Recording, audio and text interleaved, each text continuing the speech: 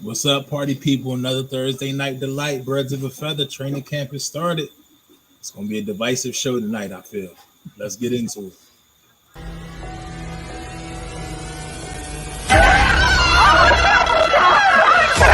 Let's go!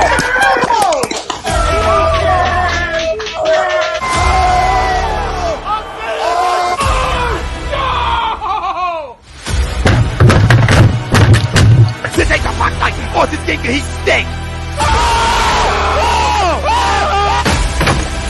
Oh shit! It's gone!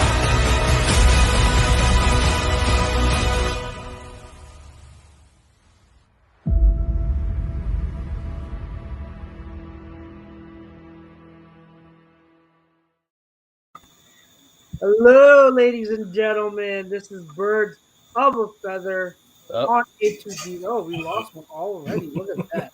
Look at that. The storm has claimed its first victim. The rest of us are live on Facebook, Twitter, YouTube, Instagram, and everywhere you download your Apple Podcasts. So if you're listening to us live right now in the middle of this storm, or on your commute, or in the shower, like I always say, we greatly appreciate your support. We are brought to you by Manscaped. Get 20% off plus free shipping with the code A2D at manscaped.com. That's 20% off plus free shipping with the code A2D at manscaped.com. It's time to throw out your old hygiene habits and upgrade your life. Yeah? You gonna ready to upgrade your life? Grayson's ready to upgrade his life. It's your boy Chucks with my little one Grayson here. I'm on daddy duty tonight as the wife is on her way back home. So he's joining me for as long as he wants to join me and as long as he's calm. And we've got to my left, Mr. Pete Evans. What's good, brother? Cooler, man. I know that storm is headed my way at some point, so. Yeah, let's see if it claims another victim. Below me, Mr. Jake Creel. What's good, bro? What's up? Football's back. Let's go. Let's go. And then, of course, you've got Mr. Young over there in my bottom left. What's good, bro?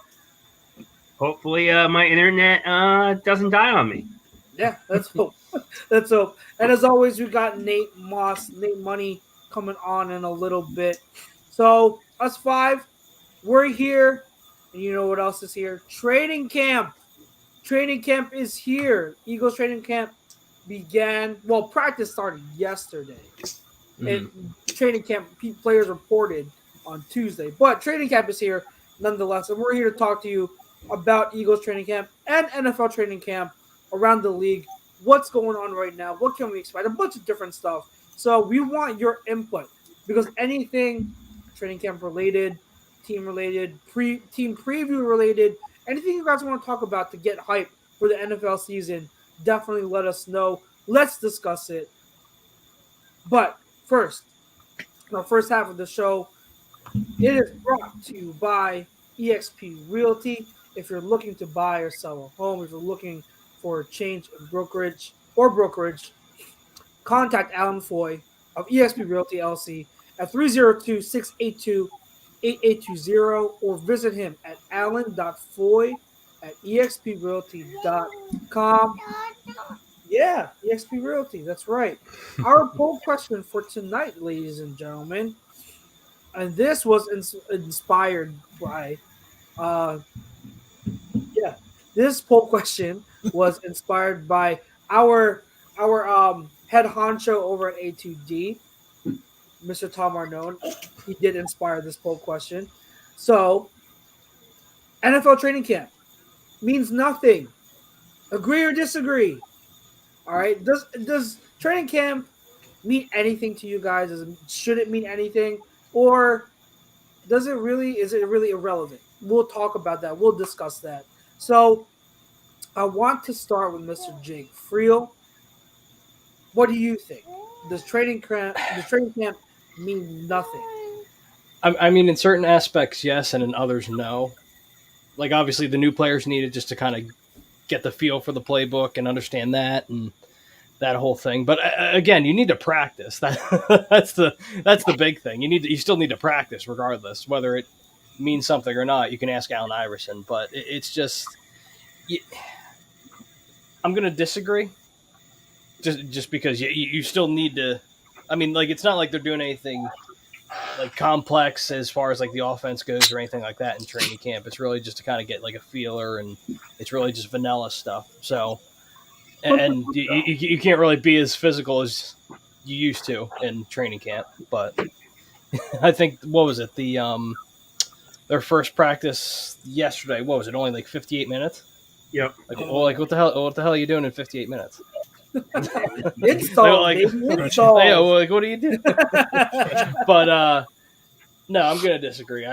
There is some merit for it. I completely understand it. At the end of the day, you have to practice. But yeah, I'm gonna agree with the poll, or disagree. Yeah. Excuse me.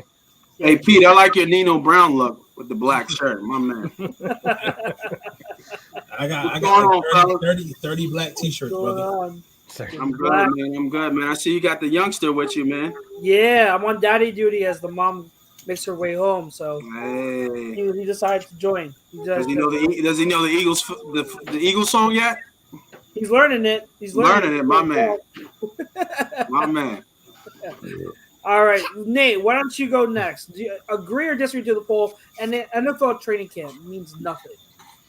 Yeah, it's a funny subject now that we're talking about it, because I think as Eagles fans we get excited about camp, right? We get excited because football's here once camp starts. So it's just like, and then I think we talked about this before, all of us in the chat. Like, I mean, we are talking about practice at this point. Right. So it's just like, okay, like how much can we give, that time to practice? But there are some people who love it. And then not even that, like, it's different, right? Like before you could go to Lehigh, right? You can't go to these practices anymore. These practices are closed. So I think that I'm going to take a different approach. I'm actually going to disagree and say that it does mean something, because they get the reps, they are practicing, they build a brotherhood too. Like at camp, when you go to camp, if you ever done any type of sports camp, that's all you see for 2 to 3 weeks, right? So you build that camaraderie, you build that. I think there's been videos out of Sirianni and Hurts doing a handshake, and then you saw A.J. Brown trying to do the handshake, and they were kind of a little slow. But that just builds camaraderie. You get to know your fellow man, your fellow brother. You get to know the person next to you. So for all those who think that it means nothing, I can't give two birds. The young man is on. I stopped myself from cursing and doing all kinds of stuff. So, right now he's focused on watching Mulan. We're on a G-rated show right now. So I apologize. Let me control myself. But yeah, so cracking up. He was like, "Yeah." He probably knows all the words. But yeah, no, I'm actually going to agree to the poll. Disagree to the poll. I think it does mean something. I think it gets the city excited. We're very excited for this football team. So I think anybody who says any differently, get a clue. Nice. And that goes to everybody. Anybody. Everybody. Mr. Pete Evans, what's going on? What do you think? How I already feel. Like I feel like it's like any job. If you take a job, if you take a week off or you take months off, look at teachers. Teachers, they work from August through June. School starts in September though. They got to be back in their classrooms in August. Getting everything set up, getting everything acclimated, getting themselves familiar with the students and the names and everything like that. This is the same thing. So from a job perspective, absolutely it means everything, because you're coming back from a sabbatical pretty much. And depending on if your team didn't make the playoffs, you got your season ends in January. You come back to OTAs for a little bit, for a week or two, then boom, you don't come back for another 6 to 8 weeks. Now, what I will say it means nothing is it's the second day of camp, and we got Twitter people arguing about what type of front we're going to run. this, that, and the third, and trying to give me season projections already. So from the player standpoint, it means everything in the world. From the media coverage of it, and those are only the select few, I agree to the poll. It means absolutely nothing. From the media standpoint, it means absolutely nothing. You know what I mean? Mm. As far as how hyped up they get. And we'll sit here and we'll talk about it for the next 5, 6, 7 weeks until we lead up to the season and what we see and what you really can take out of it. But we're not there. But it's just 3 letters, ESP, dude. Listen, I like your dress game, but your Twitter follow is it's atrocious. It's like a gnat, bro. You know what I should have put the poll question as? Is ESP the worst Philly media person there is? Because, god damn, like, anyway. It's alpha and omega with him, man. It's hot or cold. Like, he's either into something and over in it, or he's just so off it that he can't even see the middle. There's no middle ground with him. He either likes it or he doesn't like it. And I mean, and he sets his foot in the ground and he sticks with that. And I listen, it's one thing from people that's been around the game that either played the game, coached the game, whatever reason. ESP doesn't look like he played even pee-wee football. Pee-wee football. It looks like Grayson could probably take him on in the Oklahoma drill right now. Probably. You see what I'm saying? So I don't know what makes that dude tick like that, bro. Especially when you got other people on other Twitter accounts giving you in detail. When I agree with Jimmy from On the Road to Victory, who's no longer a part of A2D, that's a problem. That's a problem. Loser. That's nice. When he makes logical sense, especially when you saw the multiple fronts last year, this didn't have the skill players to actually run. Why would you say we better suited for 4-3? What formulate? How did he formulate that opinion today? Yeah, I don't know. Because he doesn't know what he's looking at. I don't know. All right, Mr. Young, what do you say? Agree or disagree to the poll? I don't think it doesn't matter. Like, I don't care as much as other people do about training camp. I think there is value because it, like Nate was saying, it does build camaraderie. You get to, if you're new to the team, you need to learn the system, especially as a rookie. You need to develop in everything. But I just think whether it's for the good or the bad, people overreact to it too much. Or you got like people in WIP complaining about the lack of tackling. Oh, we're not going to be ready for September. And yet every September we're ready. Or you had the years where Rhaegar and J-Jaw are beasting it up in training camp and it meant nothing. Or Nick Foles stunk it up and then we went 8-2. Like, people live and die by what's going on in training camp. And I'm just like, just breathe. It's okay. Like, it has value. I just think people overreact to it on both sides to what happens in training camp. Like, you need it to get ready for the season, but like, your season is not going to be determined what happens in shorts in like July and early August. Yeah, I'm going to disagree to the poll, just like Nate said, and a lot of us have said. Yes, there are things like stats that Mr. ESP posts every year that mean absolutely nothing, and there are things that happen in camp that people overreact to all the time. I mean, you mentioned, Rhaegar's one-handed catch last year. Yep. How about the other side of it? You guys remember when everyone was throwing red flags over Jamar Chase because he was dropping balls? Mm-hmm. What happened? Right. Like, I find that so hilarious looking back on it now, because like training camp is it's important, but people don't. It's kind of like I equate it similarly to the combine. They're both important and they have their place and their purpose. But when people who don't know what they're watching or what they're looking for when they overreact to stuff, that's when it gets a little bit, kind of annoying and unnecessary. So, with training camp, you'll have media post stuff about, like the offense was killing it today in red zone drills, or the defense was killing it today in red zone drills, but then they don't know the context that maybe, hey, the coaches wanted to practice a certain thing, a certain play, or a certain situation to where it's going to look like one side of the ball is dominating, but that's supposed to be what happens, So you don't know, and obviously the coaches aren't going to disclose that. They're not going to say, okay, guys, everyone in the media, this is what's supposed to happen. It's supposed to be like this. No, they're just going to run practice. So from the outside looking in, it's very difficult, and we have to be careful about what we see and take it with, not necessarily a grain of salt sometimes, but just keep in mind that certain things may look a certain way, but it's possible they're supposed to look that way. So what might seem as like a red flag or something that's supposed to look good, there's a reason behind it. There's a context behind it that's very, very important to consider. So again, all in all, I disagree to the poll. I can't say it means nothing, but it does. I get the overhype and I get why people get so, annoyed of it. What I will also say, because I know Nate brought up Lehigh and how back in the day with teams, was it 20 years ago, you used to have 2-a-days and everything like that.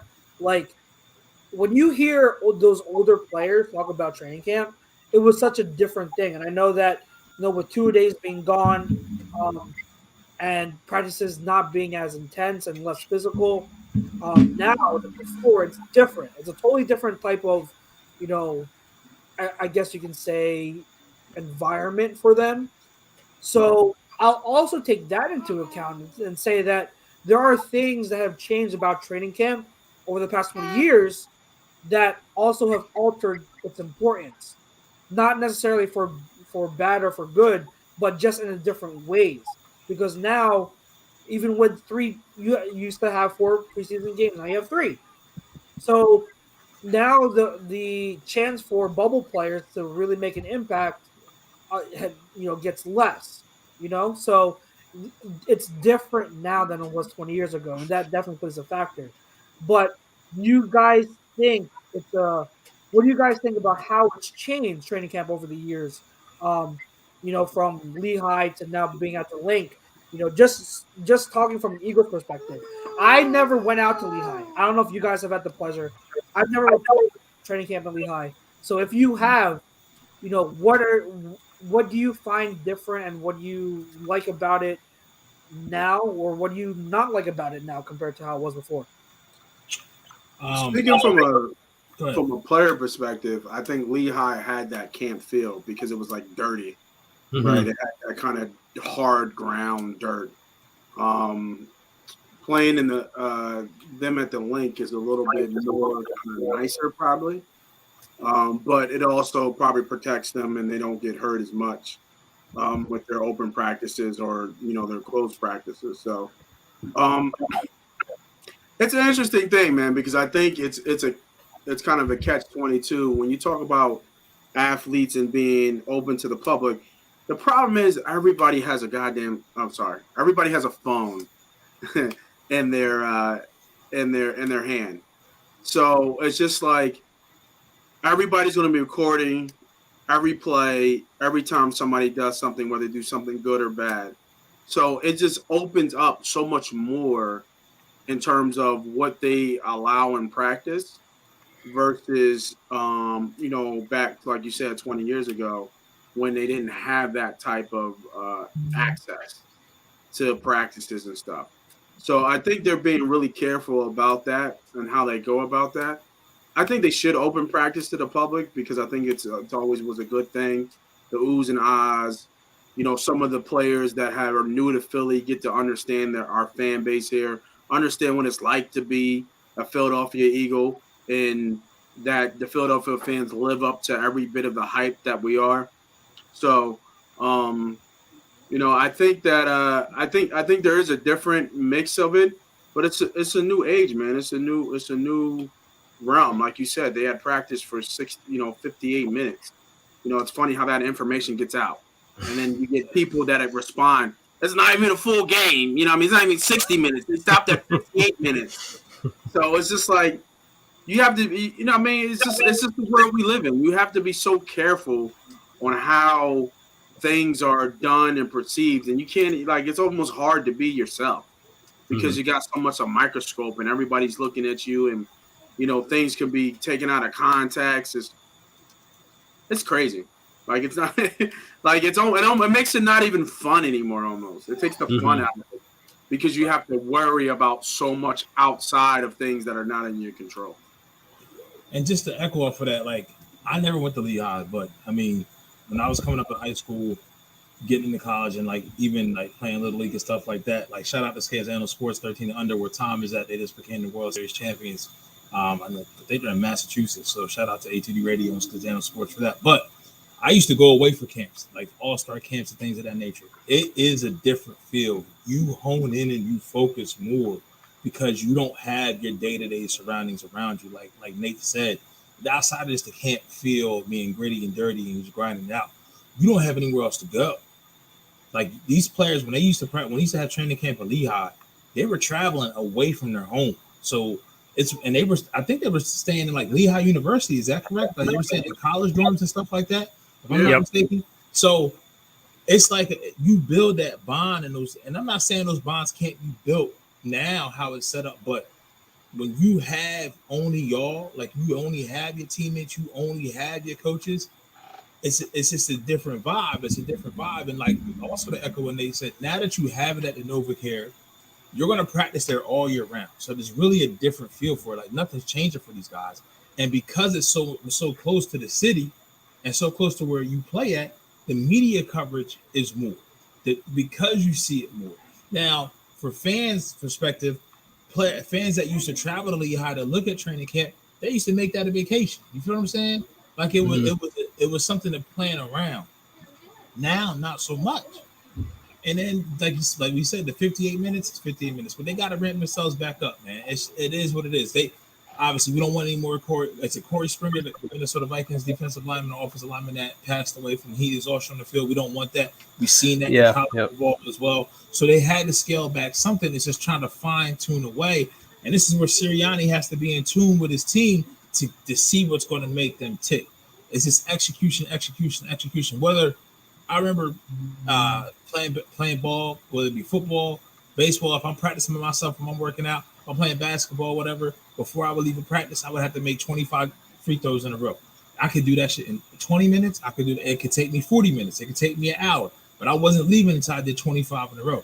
He could kind of have it on the count like that. So he can't really cap it. But I think in the CBA, he can't go over a certain time.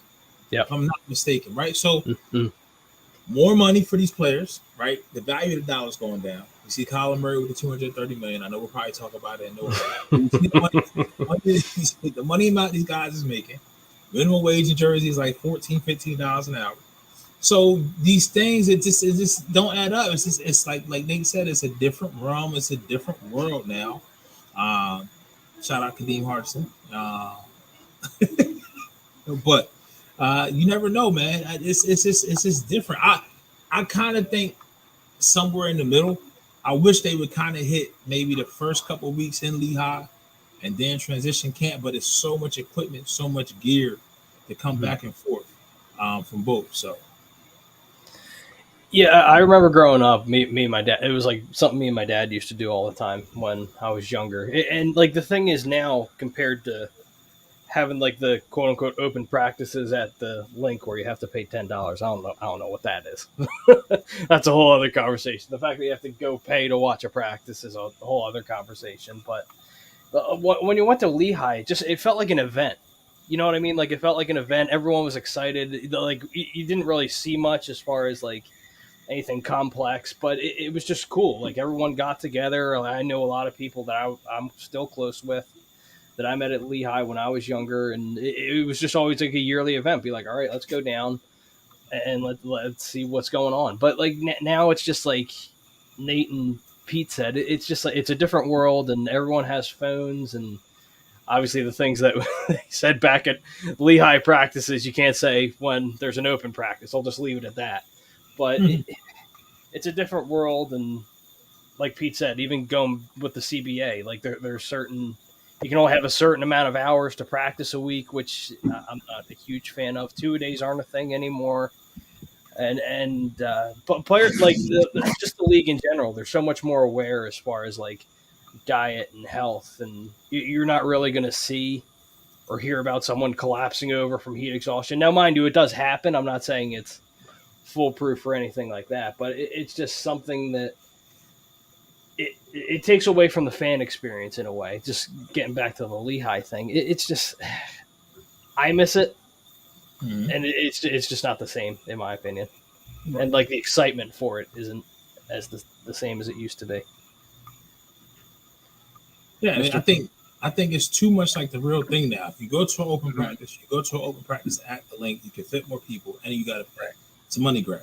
You know what I'm saying? With Lehigh, you're seeing your professional team practice on something that looked out of a gridiron game, longest yard, some shit like that. Like this is professional football players coming down and solely there for you guys. You sitting there standing. I think there's like high school bleachers out there, if I'm not mistaken. Stand up around the fence. It's just a different vibe. It's just, I mean, it goes to show. I mean, players had a lot to do with it, but I would say that those teams in the early 2000s. But I think wasn't it Chip Kelly who ended the Lehigh thing? If I'm not mistaken. Because it ended in 2012. Yeah, so that was 10 years ago. Holy shit. Yeah, so like that was the best time of Eagles football. How Andy ran it. You feel what I'm saying? Yeah. So I don't know. Go ahead, Mr. Young. Your thoughts. Yeah, I mean, I have never experienced Lehigh, so I can't say. I mean, I actually attended Lehigh a few times for wrestling because in high school I wrestled, so we went a lot of summer tours there, stay there, do stuff. So super fun place, very big, a lot of enjoyable stuff there. But I never experienced it firsthand, so I won't know. I don't really see the point in 2 days. I think it's a little bit too excessive. And I also the way the CBA is now, it just prevents you from doing stuff like that. Like a lot of the things that fans complain about, not having 2 days, the short practices, not really getting as aggressive as you want to. All your teams agree to this, so you can't really get mad at that when your owners and everyone else are the reasons why these things are happening. So I think people, in just training camp in general, I just think people need to stay in the middle and not get too crazy about what's going on. Like, as far as the link, I haven't gone back to the link for a training camp since they started making me pay for it. But it's for a good cause, though, what they pay for, right? It's for charity. Yeah, it's for the autism awareness thing. So yeah, it is for a good cause. Don't is Chuck on? Yeah, don't be a dickhead, Pete. Oh, I'm not a dickhead. I love charity, but he said, "You're not getting my I shouldn't have to pay to go see a practice." I hear you. Fair enough. Still dickhead, but fair enough. I'm a dickhead. I got no problem in that. Think about the children, Pete. Think about the children. I donate to kids all the time. Gotta leave that alone. I don't know where that goes. I try and give money any way I can, but I hear that. Man. If I'm spending like $30 to fucking park, all the money I'm gonna have to spend for food and whatever else, like I just don't feel like spending like $20 to go to a practice, not a game, like a practice, like not a game. Yeah, right. Not the game I'd sweat for and bleed for and die for.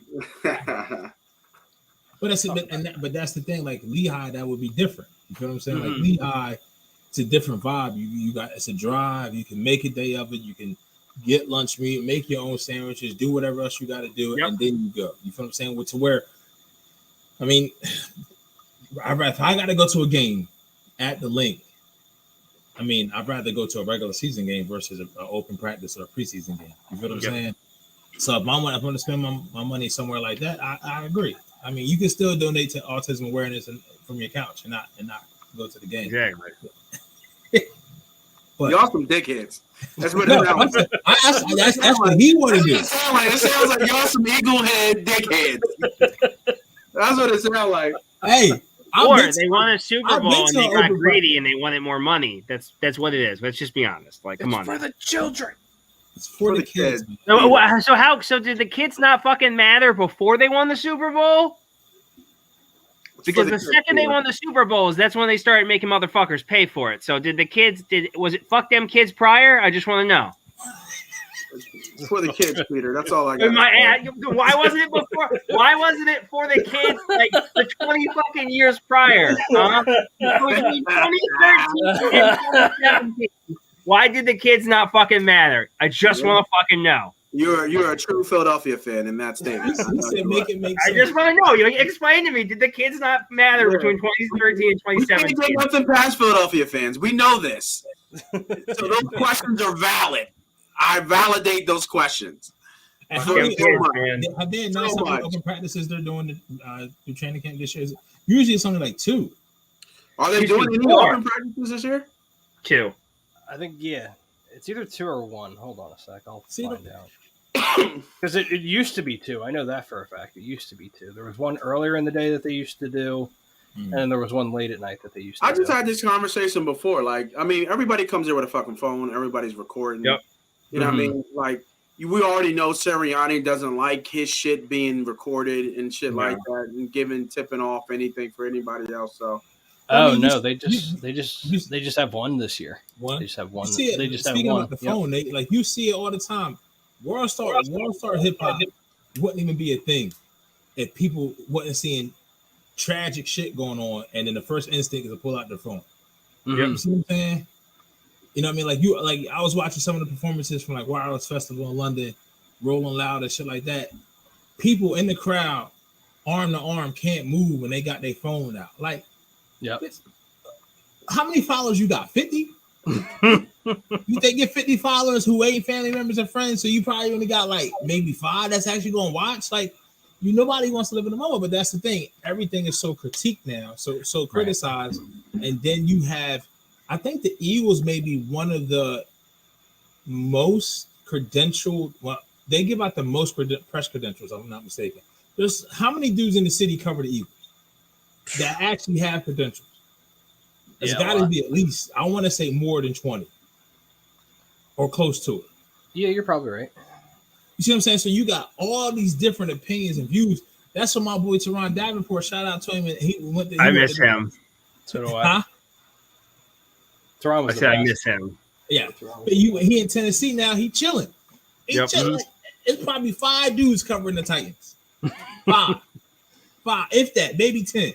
But it's nowhere near with Philly, and it's everybody fighting for this space. Well, Philly's different though, Pete. Huh? Philly's different. It is, but and that's what I was about to say. Philly's so different. And the thing is, what I think happens is for guys that are off the training camp bandwagon, it's not so much the training camp itself. We just got so many casual fans out there who they bite on every line. Yeah. They bite. It's so funny how you all show your true colors when the kids are not around. But they bite on every line, bro. They bite on every line. They bite on every tweet, every reply, and I'm like, cool. I can see this shit 5, 6, 7 practices in. We in day 2. Yeah. Day 2. What was the day 2 feedback? I didn't catch it yet. Just walkthroughs. Just walkthroughs. That was pretty much it.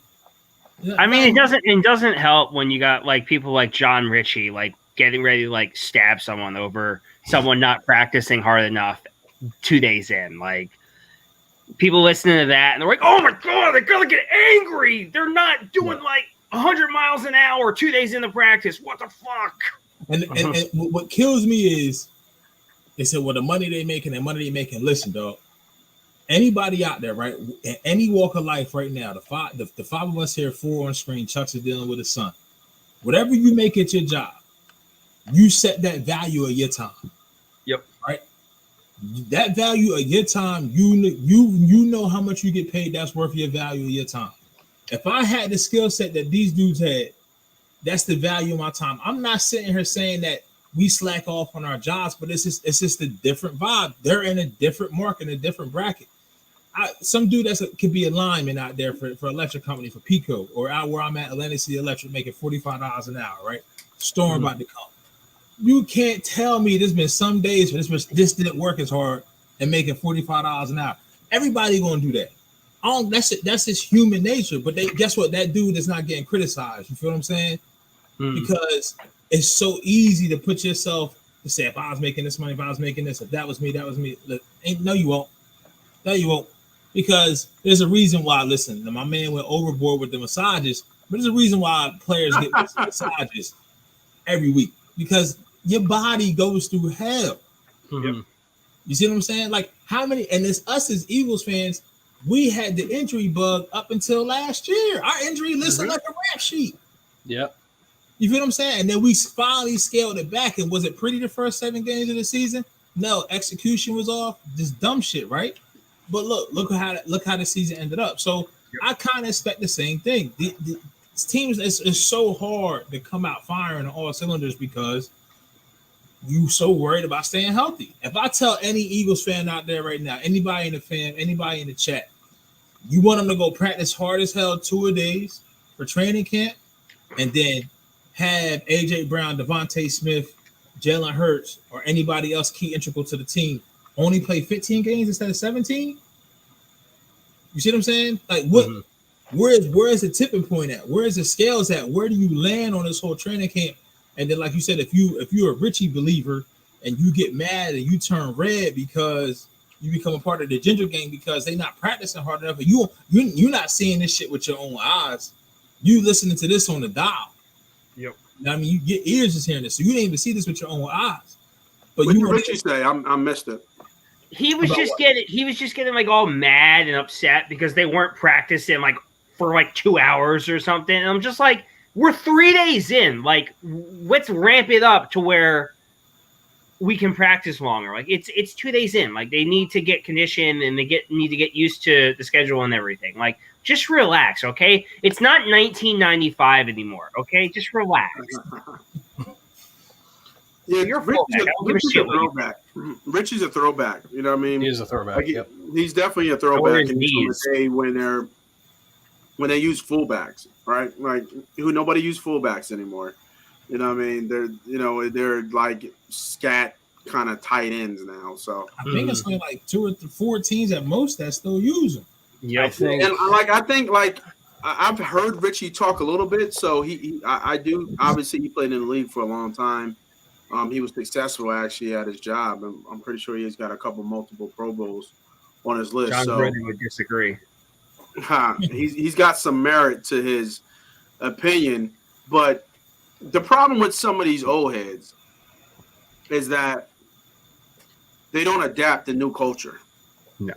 And that's across the board. You could talk about everything with that, right? You can talk about life, sports. They don't adapt to what's new these days because, it was better in my time or it was tougher. Every generation says that. Every generation says, it was tougher in my generation than the next generation. And it's true to an extent. Like, that's the point of the flow. You want to make it easier for the next generation that came before you. For the most part, there's certain folks that don't do that, and that's fine. That's their choice. But I think, and it's just like it's John Ritchie's choice for him to get on, his platform and his stage and say, like, yo, these MFers need to hit. Like, what are we doing? Like, this is training camp. This ain't a walkthrough. This ain't getting ready for a game. This is training camp. We need to bang. So I kind of see what he's saying. I don't agree with it just because those are not the times anymore. Right. People don't hit like that every day. Nope. They're not frying up and having 3-a-day practices where they're hitting every day. It just ain't happening. These guys making millions of dollars. These jokers gonna come up and say, "Man, I ain't hitting like that. I need to be ready for the season." Yeah. Like, what are we talking about? Like, I've been playing football for 20 plus years. I know what it's like to get hit. I don't need to practice that. Yeah. I don't need to see what that looks like. Especially from my teammate. Right. Like, my guy on my team, my brother. I don't need to see what that looks like. If he had another color jersey on, it'd be a different story. But right now, shit, I'm getting emotional. I'm getting a heart attack. But no, like it's just like you have to adapt to what is new and what's the new surroundings. And I think that we all need to, like you said, take a step back, relax, and adapt to what we're seeing. And as long as they can line up on Sunday and win football games, we are fucking good. Yep, that's exactly. That's all that matters at the end of the day, right? Does training camp serve its purpose? Is there a reason for training camp? Absolutely. If you think there's not, you need to get a clue. Like, you know what I mean? Like, we're just not lining up and playing. Everybody's not a gamer. There's people who need to practice to get better, right? People just don't need to show up and play games. So, in terms of training camp, in terms of looking at this roster and evaluating talent, it's necessary. It just is what it is. And they don't need to hit. They can be in shells and shorts. They can find ways to keep everybody healthy and see with their eyes, what they're seeing, what this looks like and what this team is going to look like. Will they hit? I'm pretty sure they will hit and have a couple live practices where they actually hit and get their body conditioned for taking a hit. These boys have been playing football for a very long time. Right. I'm pretty sure they don't need to get their body conditioned to take hits. Do you need to get hit? Absolutely. But do you need to do it every fucking day, twice on Sunday? No. We're good. And imagine Marcus Epps, right? If fans want us to practice how they want, Marcus Epps, AJ Brown over the middle, lights him up. AJ Brown out 6 weeks. How the fans gonna feel? Can you imagine that? How rich you gonna feel then? Oh, that's just right. That's just football. That's just fuck out of here. Ask Bucks fans how they feel about like hard practices right now because they're out there. Excuse my friends, they're out there fucking center most likely all year. Okay. Yeah. Brady not happy. You should trade for Isaac Seumalo. I was in that. You heard me last week, fam, talking about Dillard and Seumalo. But I like our depth. We need our depth at offensive line because for whatever reason, so every year somebody's going to go down. Yep. You know what I mean? Somebody's going to go down, and that's one thing that we do very, very. I would say that's probably our squad's strongest suit, and that's drafting line, and that's just because of Jeff Stout, who doesn't get the credit that he deserves. I wouldn't mind trading Seumalo just because I don't think he's going to be here next year. I think because I like a lot of the young guards. I think who Driscoll. I think Driscoll could start. Oh, Seumalo, the guard. I was like, who the hell is that? Isn't he the starting guard right now, or is it? He Driscoll is. Yeah. I think Driscoll will overtake him. And also when we talk about the Bucs starting center, just to go back to that, that's a soft tissue issue, man. Like nowadays, people tear ACLs like goddamn pulling hamstrings. Yeah. Like it's just they move like these grown men that are on this field. They're just too big and too fast. The body can't handle what they're doing. Some of them can, but some of them can't. Like some of them are just frail and they just break. It's just what it is. I mean, there's like injury is luck for the most part, and like just your body makeup. I mean, I've been playing, like I said before, I had I went as far as arena, so like I understand. I was blessed, and I never got I got hurt, but I never got hurt from somebody hitting me or something like that. Like I never broke a bone in my body. So, let me knock on wood on that one because I'm old as shit now. You break that bitch now. It's a long road. Oh, man, it's a long road, bro. It's a long road. I move slow as shit now compared to, back in the day. But yeah, no, like a lot of this stuff is like soft tissue issues and stuff like that. And that's just unlucky. It really is unlucky. And, Coach, Marcus was talking about getting the body calloused for getting hit. He's a football player. He knows. He understands. I agreed with him to a certain extent. You do need to hit just to get hit. Like you just need to just as a football player, you just need to get hit. Just period. Yep. And I was a defensive lineman, so I hit every play. Every play I hit. I always said that lineman is the hardest job on the field because you get hit every play. That and other positions you don't get hit. Like you as a lineman, if you don't get hit as a lineman, something is wrong with that play. You were meant to go free. There was a mess up in that play. You get hit every single play as a lineman. Yeah. So I think that there is a sense of being calloused to getting hit. But like I said, when you get to the league, 1% makes it to the league, and you get to the league, and then you're a veteran and you've been in the league 4 or 5 years now. You've been playing football for like 25 years. Yeah. You know what I'm saying? Like, like how much does your body need to get hit, at one point? So, I think, I think that, it's all good, man. Let's enjoy football because we were starving for it. Phillies, Sixers obviously left us on a sour note. Phillies kind of had a lot of buzz, and now that kind of streamlined. We're still sitting at that wild card with the Phillies, so we're still waiting. We want Harper to come back, and the trade deadlines, I think, is in like 3 or 2 days. So we want to see what happens with there. But right now, the biggest buzz in this city is obviously the Eagles. Oh, yeah. You know what I mean? Yeah, no doubt. So, once that gets going, once August gets coming around in mid-August, once those preseason games coming on, we want football to start. Right. ASAP.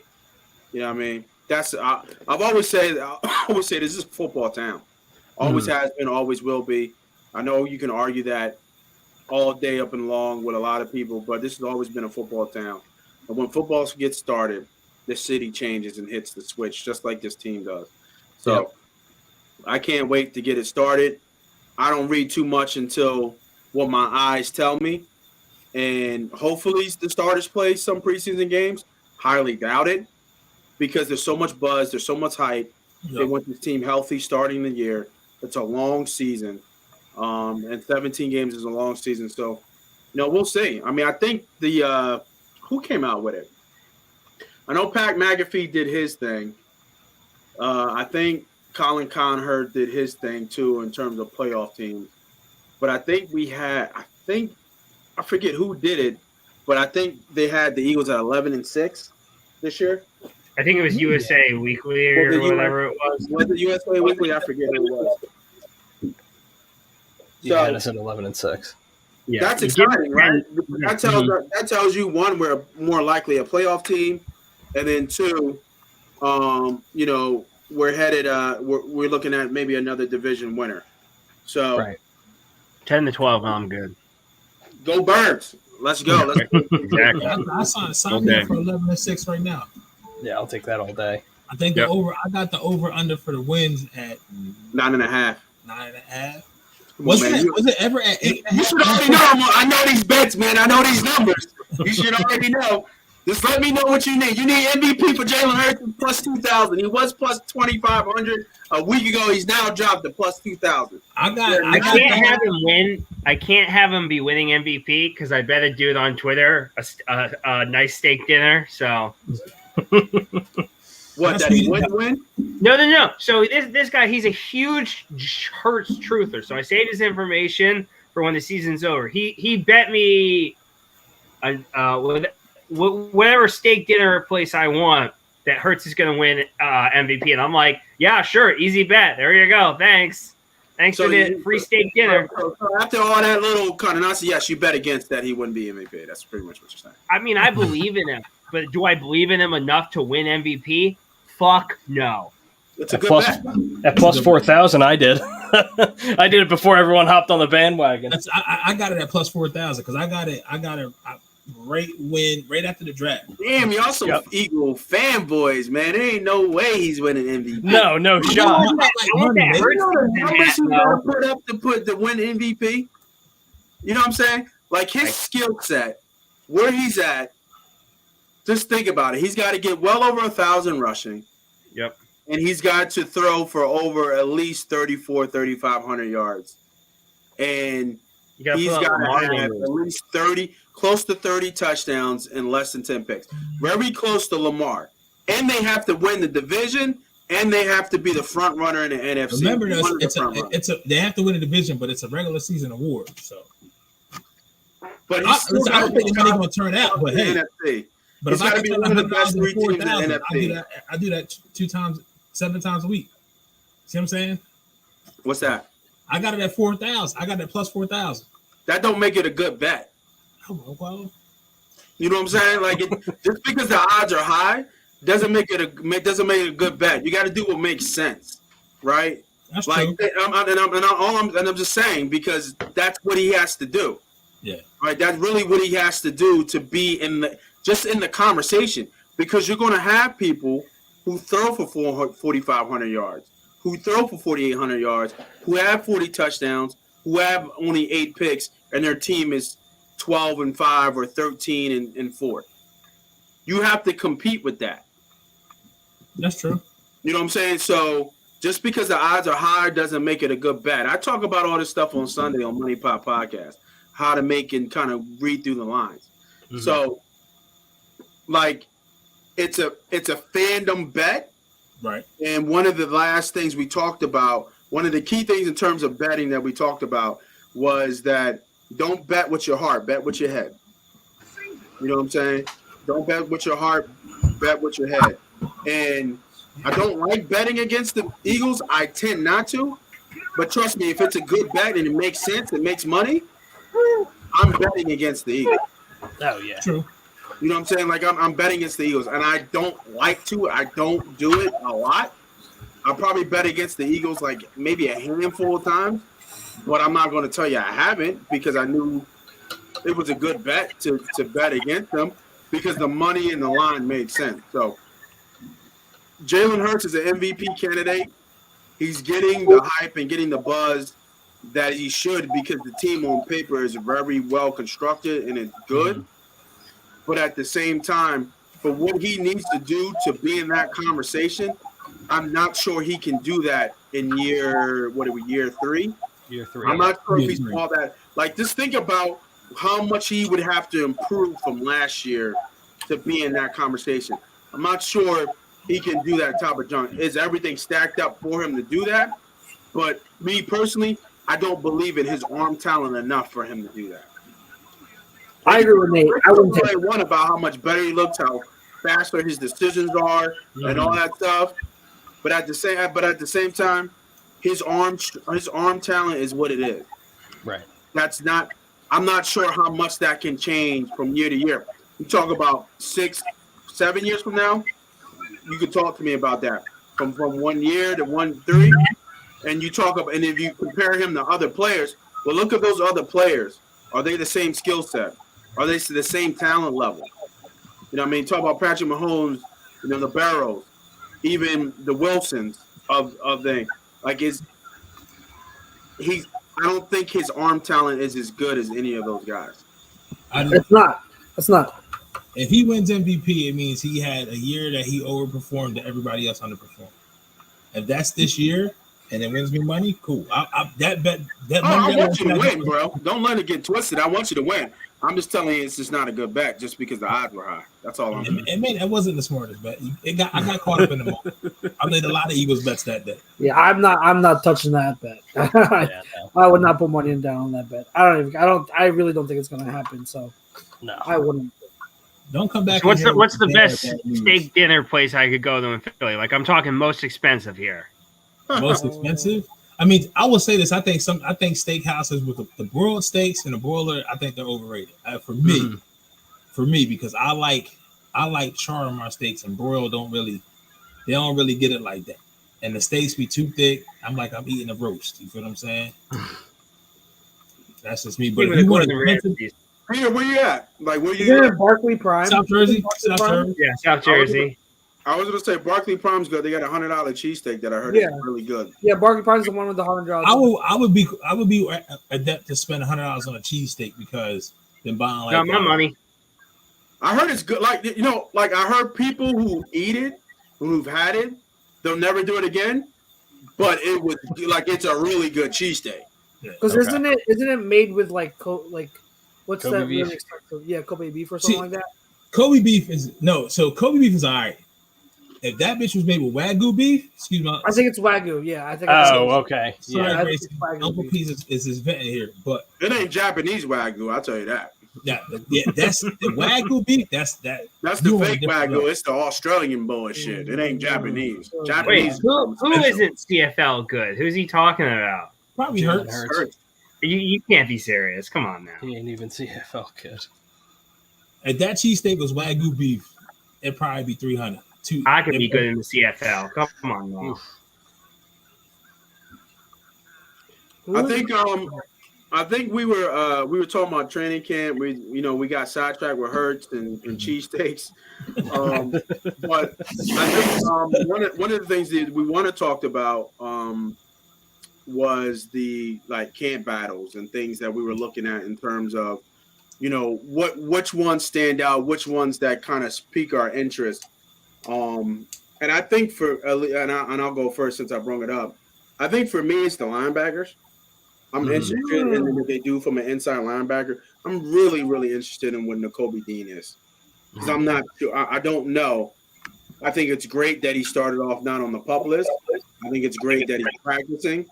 I think it's great that we're hearing positive things from him. I still don't think he starts the year, though. I don't. And I think he's a phenomenal athlete. I think he's going to be a phenomenal player. I think Kazir White and TJ Edward are your starters to start the season. And then whatever progression you get from Dean, maybe he overtakes Edwards by the time the season's over. Yeah, I think Edwards earned where he's at right now. Yeah, linebacker last season. I think by the numbers he was shitty in coverage, but he still had 130 tackles, I think, last year. So I think he's paid his dues. I think he's earned to kind of play with the ones, and we'll see where Dean comes up. I think they're going to get Dean on the field, but it'll be really interesting of how that. I know people talk about the safety. I think Bradbury's really interesting because we just expect him to be good because of his name. But he was shitty last year. He wasn't really good at all last year. So we expect him to walk into oh damn, my bad, Chuck. I forgot. Sorry.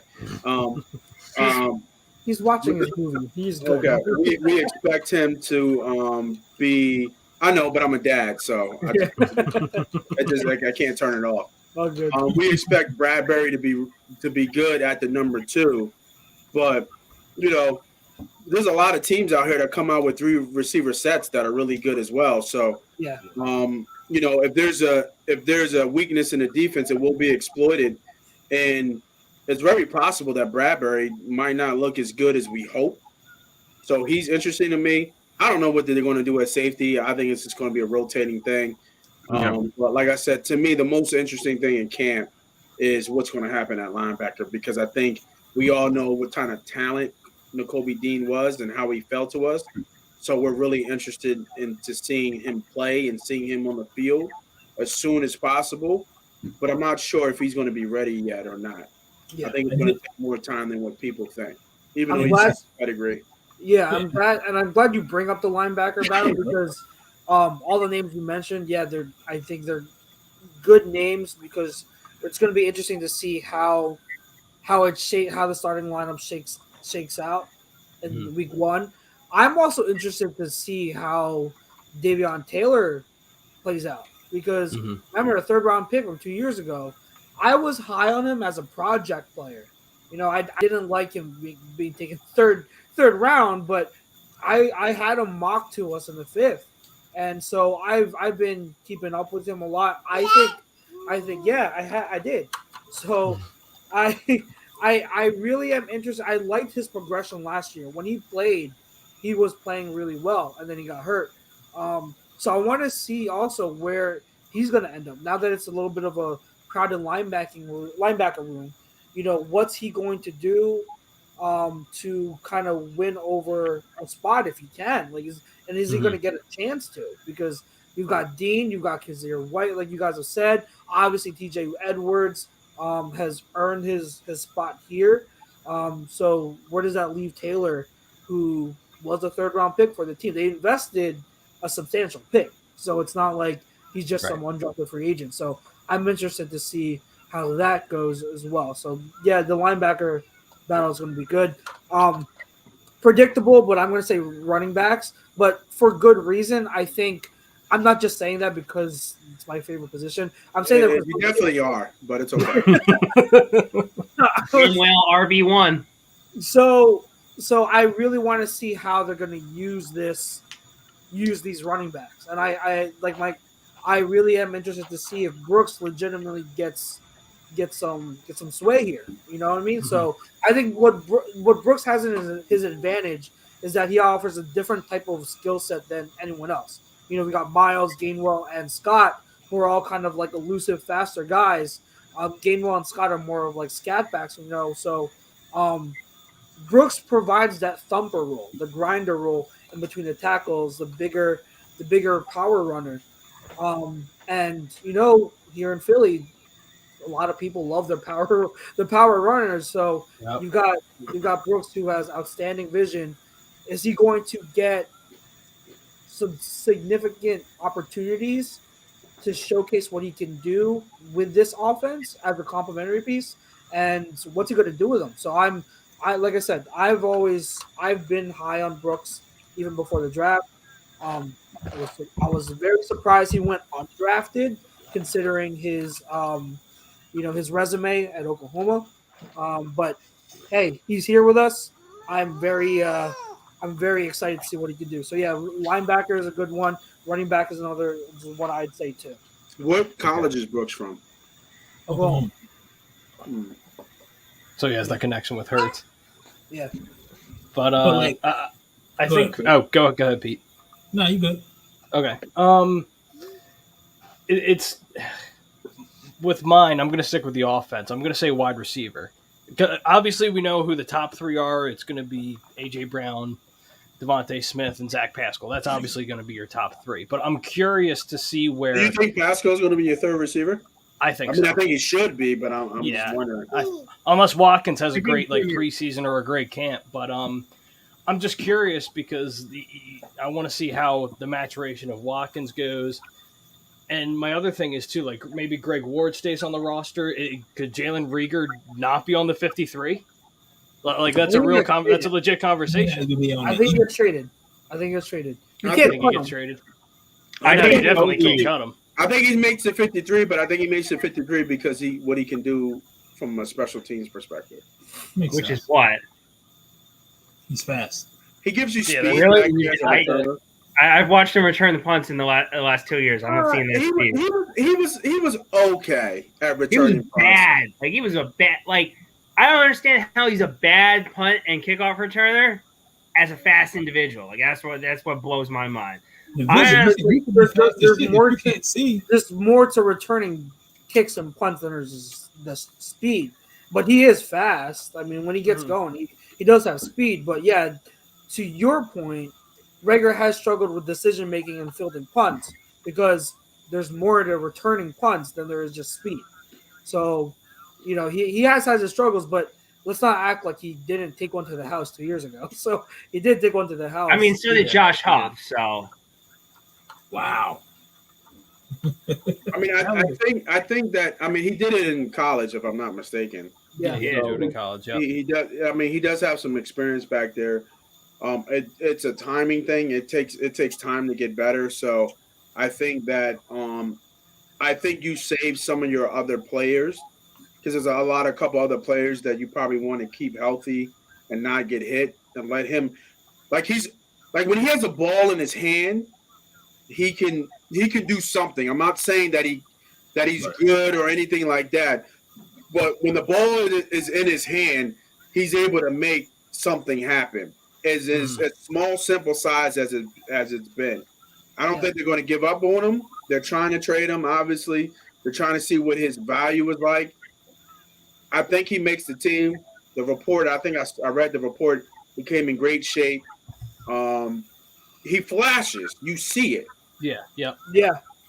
It's just like flash and translate it to the game. Very similar to Aguilar. Aguilar came in very highly talented. I was a big Aguilar fan. So I was that much talent and that much work ethic has to equal success sooner or later. Yep. I think we're seeing that a little bit but people forget that our Super Bowl year, he had a hell of a year. He had an amazing year. He had a hell of a Super Bowl. No, Yeah, he had a hell of a 9 Super catches. Bowl. He led So- the team in catches. Yeah, so I don't know. I'm not saying Rhaegar can be that, but I feel like it's following the same story. First round pick, supposed to be something, not living up to the hype. He just needs that one season to kind of change the stigma that's been carrying around him. But I think I actually think he does make the team. I don't think he gets cut. I think he makes the team, but he makes the team because they like him on special teams. Okay. I don't think he gets traded. I mean, I don't think he gets cut. I think he gets traded. I'm a little bit more interested to see what Brian Covey or Devin Allen can do as far as return people. I might be in the minority of that, but I just, as someone who banged the table for Jalen Rhaegar to be drafted here, I'm done with him. I just can't do it with him anymore. Fair enough. Yeah. I think I think Greg Ward gets cut. Oh, thank God. Please, Yeah, Jesus. he could. he could be. I think with Rhaegar, I just think I don't think he's going to be successful here. I think he legit needs to change his scenery. I just don't think he's going to be successful here. I think that the damage has been done in terms of where he has where he's at a mental state. And He would be amazing in the 49ers, I'll tell you that. I want to see him with like Dolphins, Niners, Packers. Like, I want to see him in a system like that emphasizes, the short game, short to intermediate game, and I want to see him in a different team because I think he needs that fresh start. So I think like Nate said, the talent is there. It flashes, and I'm not making excuses, but if you watch the film, there were reps last year where he was wide open and Hurts missed him. He was wide open, so he was getting open. He's a yard eater. He's what I call a yard eater. Like, he eats up yards fast. Yeah. I always remember this one play, and it's just a random play out of a game. But I remember he took a screen and he got like 15 yards before like you could even blank. Yeah. He just eats, like, that's what he is. He eats up yards fast. Yeah.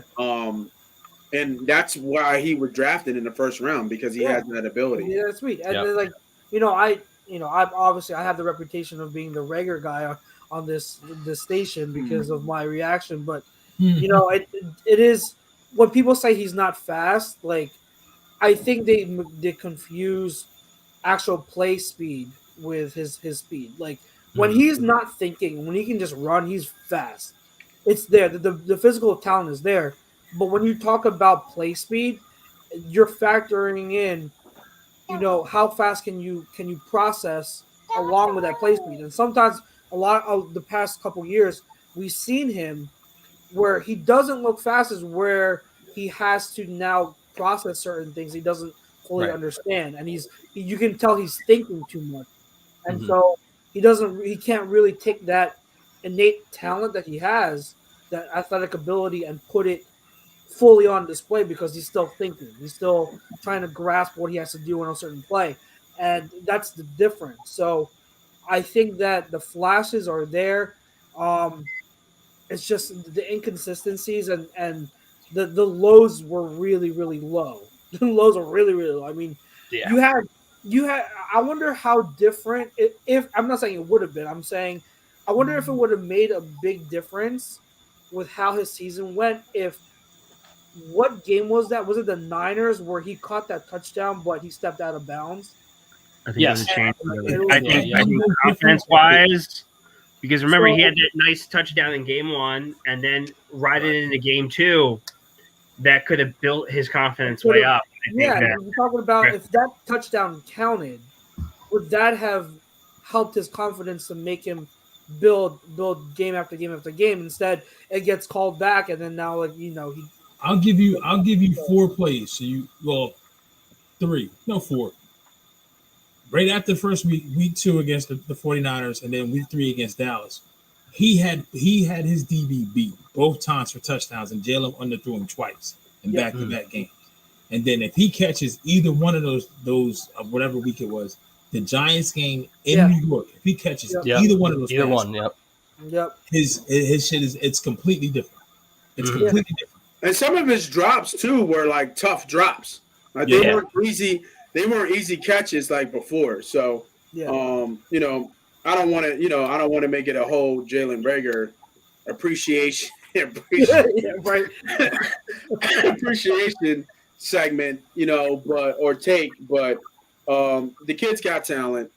I think he makes the team. What do you boys think? Is there any surprise cuts? Ooh. Surprise. Well, we know there's Like there's always a person who you thought should have made the team, probably doesn't. So is there anybody on this team right now that doesn't make the team that you probably thought like, oh, I thought he was like short? How much money do they have into Derek Barnett this year? Barnett will be fine. He'll be there. Yeah, he'll be. I was gonna say, You I was sound gonna say Boston surprised. Scott. I was gonna say Boston Scott is one I think of, like, because him To and go up. Gainwell overlap roles. So Mhm. if Gainwell's gonna take the next step forward, which we all hope he does, like, where does that leave Boston Scott? Now I'm not rooting for it because I've liked Boston Scott since he was a rookie, and I love him here. I'm just saying, like, that's another surprising one that I could see maybe happening, and then maybe Yeah. if they need more depth later on, if he's still unsigned, like maybe they bring him back during the season. But remember, like, I'm also considering the fact that initial cuts to get down to 53 aren't ever the final cuts. Like, we usually see people come back, so maybe that's one that is a bit surprising that we don't see coming. Just need him for the Giants games, and I'm good. Yeah, but pretty much strictly for the Giants game. That's all I need him for. I mean, would you say we talked about the linebacker room, and I can't remember the last time they had this much talent in the linebacker room. Could you see maybe not TJ Edwards, but maybe a Davion Taylor getting cut? No. I mean, that would be a surprise because he's third. You would have to have Dean to have like one Which of I the best think he training will. camps of all time. No, I agree with you. But for them to even consider moving on from a third round pick, I don't know. I don't think so. But you would have to have one of the other linebackers as well really have a hell of a camp in a preseason in order for them to consider to move on from Davion Taylor. Now, there was this one comment that I did see that I did want to get to real quick. It's from 40 Boy. Yeah, 40 Boy. Do you guys think the addition of A.J. Brown adds to Hurts' personal numbers or takes away from A.J.'s? Ooh. Well, I mean, he had Ryan Tannehill in a more run-heavy Yeah, offense. so it's not. Yeah. Yeah, so it's not like he was in a pass-heavy offense. I think it's more. But so is Tannehill better at quarterback than Hurts? Right. I mean, he is, but at the same time, I just think that the emphasis and for the Titans was to run the ball. I don't think that's going to be that this year. Yeah. I don't know when they say that Jalen Hurts is going to throw for 35, 40 times a game, 45 times a game, but I just think there's going to be a preference here to get AJ the ball. He's not going to be awful play action. He may be off play action pass, but early in games, I think the emphasis is going to be to get the ball into your wide receiver's hands, AJ and Devonta. Yeah, and they already have that connection too, because people have to remember Jalen's AJ Brown's kid's godfather, so they're best friends. Yeah, they're extremely, extremely close. So that's going to be Jalen's first read almost every time AJ's on the field. So they're already going to have that connection. So I don't think there's going to be an issue whatsoever as far as AJ's numbers are concerned. I think it takes away from AJ, to be honest. You do think so? I do think so. I think he gets close to maybe 1,000 yards. I think his over and under right now is like 1,000, like maybe like 40 or something from a betting perspective. So I think he gets close to 1,000 yards. Like, would it surprise you if AJ Brown doesn't get 1,000 yards this year? Yes. Would that be shocking? I think it would be just because of the type of receiver he is and just how productive he has been with a guy like Ryan Tannehill in a run-first offense. So, but I actually wouldn't be shocked because he's going from Tennessee, Tennessee, where there's not really any other big name wide receivers they're throwing to over there, to You got Quez Watkins, you got Devonta Smith, you got Dallas Goedert, and then any of the running backs you're throwing to. Not to mention the fact that Jalen likes to run it himself. So it wouldn't surprise me if he got under 1,000 yards at all. So I think that I think it takes away more from AJ, and I think what was the stat? I think the stat is Hurts throwing to Devonta Smith was like his QB rating was like 105 or something. I believe it. I read, and they led the league in that over like how many attempts. Mm-hmm. So you can't take away the fact that how important Devonta Smith is to this team. And in my personal opinion, Devonta, even though AJ Brown's probably the number one here, Devonta's the better talent. You know what I mean? I think. Would you say Devonta's more important to the team's success than AJ? That's a really good question because you have to. Then you compare the two, but I'm actually going to take the latter of that. I'm going to agree. I'm going to say yes. I think Devonta is more important to this team success than AJ Brown because we know what AJ Brown can do. Right. I think Devonta Smith's ceiling is higher than Brown. I put Devonta Smith's ceiling. He reminds me of Diggs. You're getting over 100 catches and like 1,400 yards and maybe 8 touchdowns. If you have an elite quarterback throwing you the ball. So, and think about it. He broke the rookie record with 900 something yards. Yeah. With Jalen running the ball. Yeah. 800 times a game. I mean, 800 yards and 10 touchdowns. Mm-hmm. So, and there was a couple passes Jalen was underthrown. There was a couple passes that, Smith didn't catch or didn't come down with those 50-50 balls.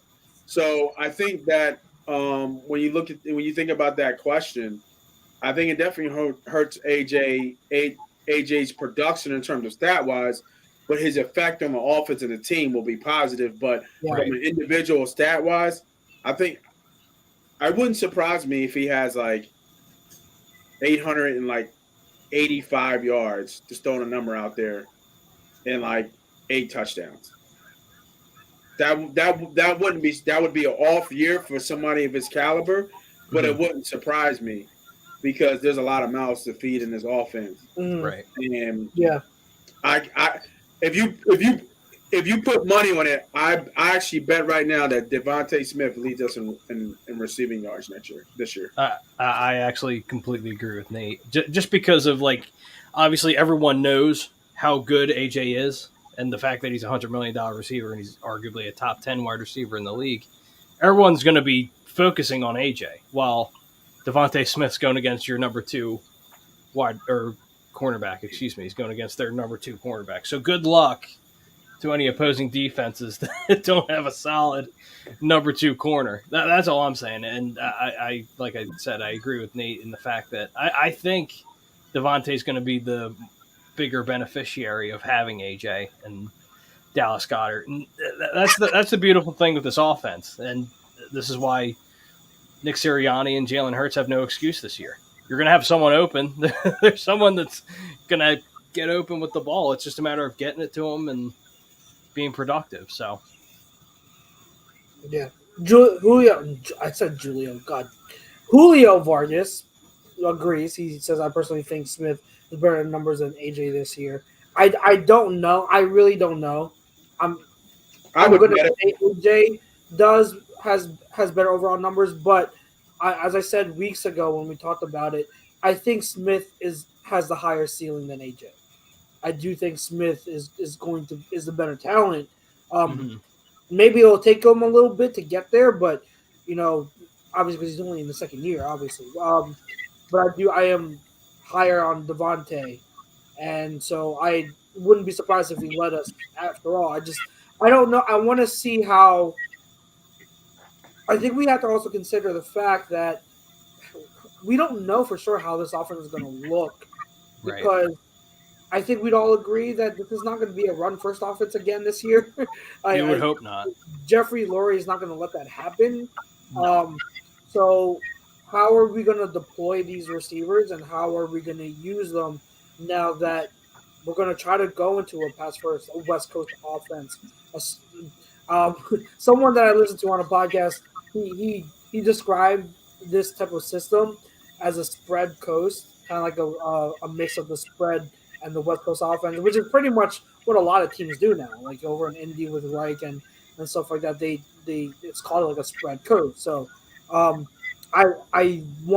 very interested to see how they deploy them. I want to see because Devonta was the X a lot last year.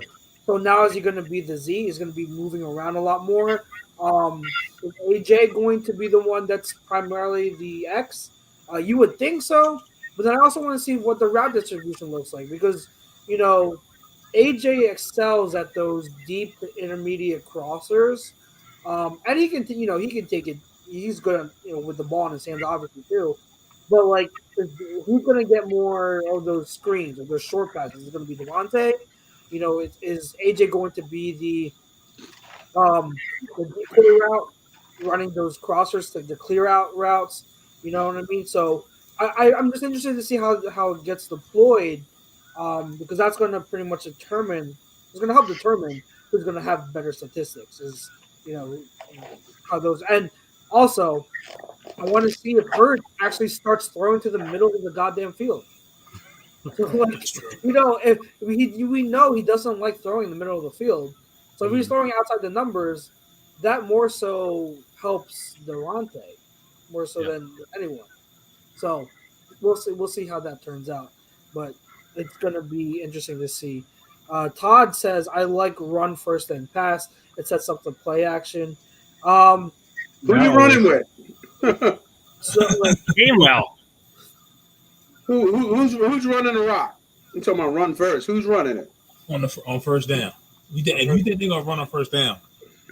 The most advantageous. I'm just saying who's going to be consistent in this running back core. Who's going to run it to set up play action?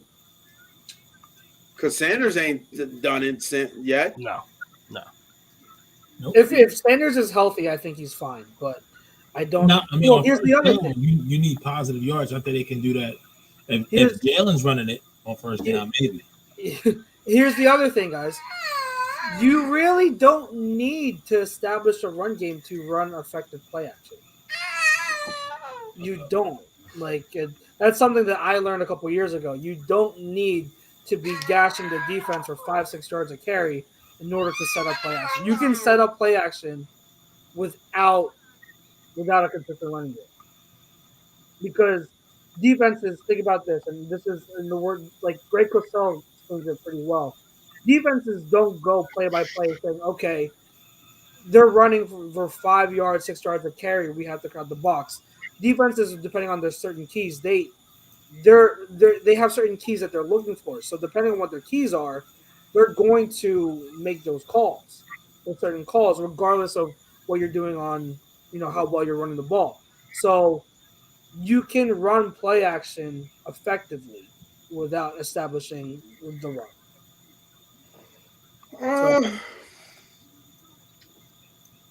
That's an interesting take.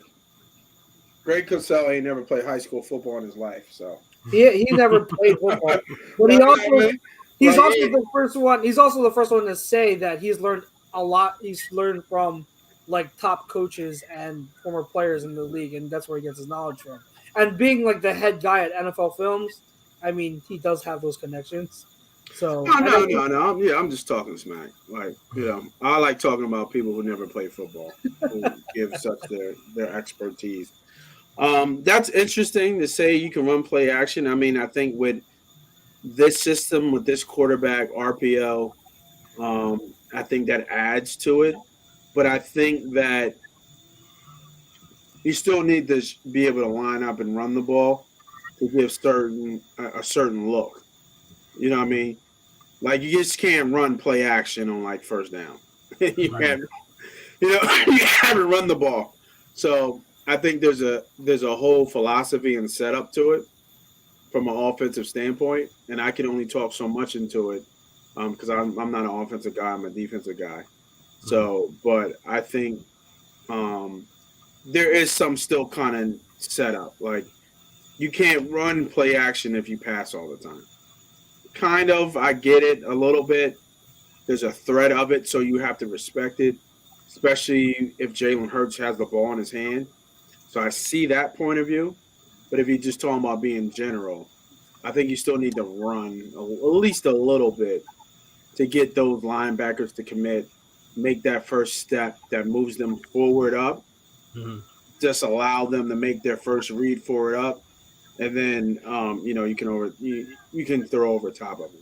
So just a little bit more fanboy into the numbers there. I agree with you, Chuck, but just a little bit. maybe there's a little bit of bulk to it because when you have a team, because I always think about it too, and I've never played, so I'm always listening to what other people who are smarter than me say. So if you think about it, when you have a team like Tennessee, like the threat of Derrick Henry, or even like the Colts, the threat of Jonathan Taylor, that I can see how that'll cause defenses to already want to commit to the run fits more than any other if they faced any other offense. Like if you're facing a Jonathan Taylor or Derrick Henry, you're gonna be like, okay, they're gonna run. You've got an elite running back. I'm tempted to to get into my run fit more because I know what they can do.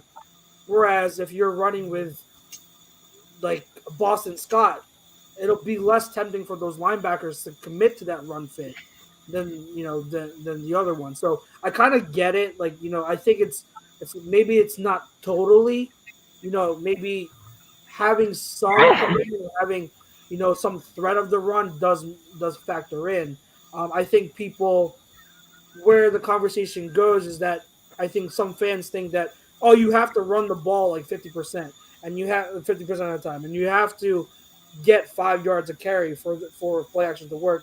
Where it's not, you really don't need it to be that successful.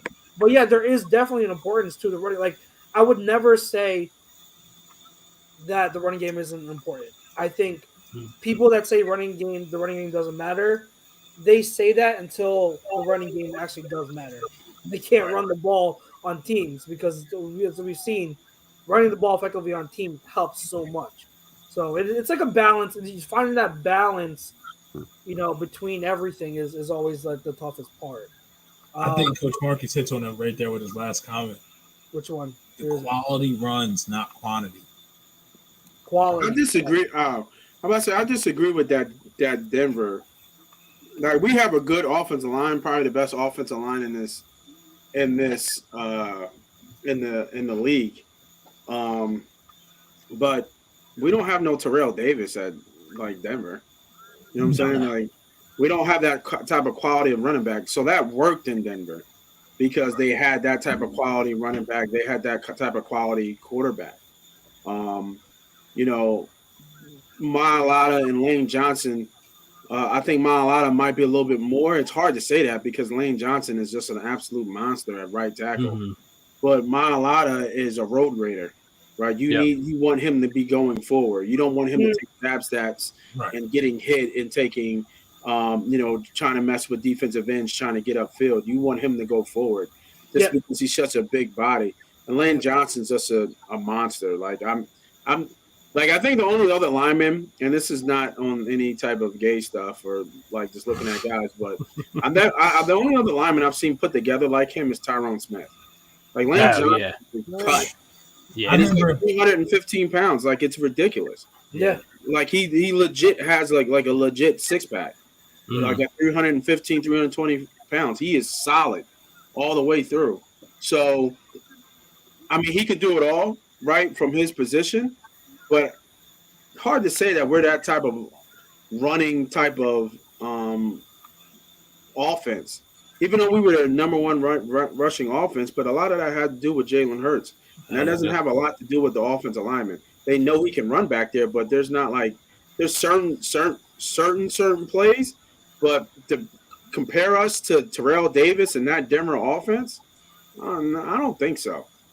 I don't think we're that. I'm not sure what we are, but I know we're not that because they have Hall of Famers and pieces on that team that I don't think we can compare to. So Marcus says here, he says, sure, we do. Denver had a basic zone run offense, and we give the ball to TD as deep as possible, and TD will read the line and make the cut. Because we're talking about the Shanahan offense. We're talking about the Shanahan zone scheme. Yeah, it's a different. Shanahan was a zone team, right? It was a zone team. Zone running, yeah. So like you take up that zone run scheme, which I love. I freaking love. So I mean, Kyle Shanahan and that outside zone scheme, I study it so much.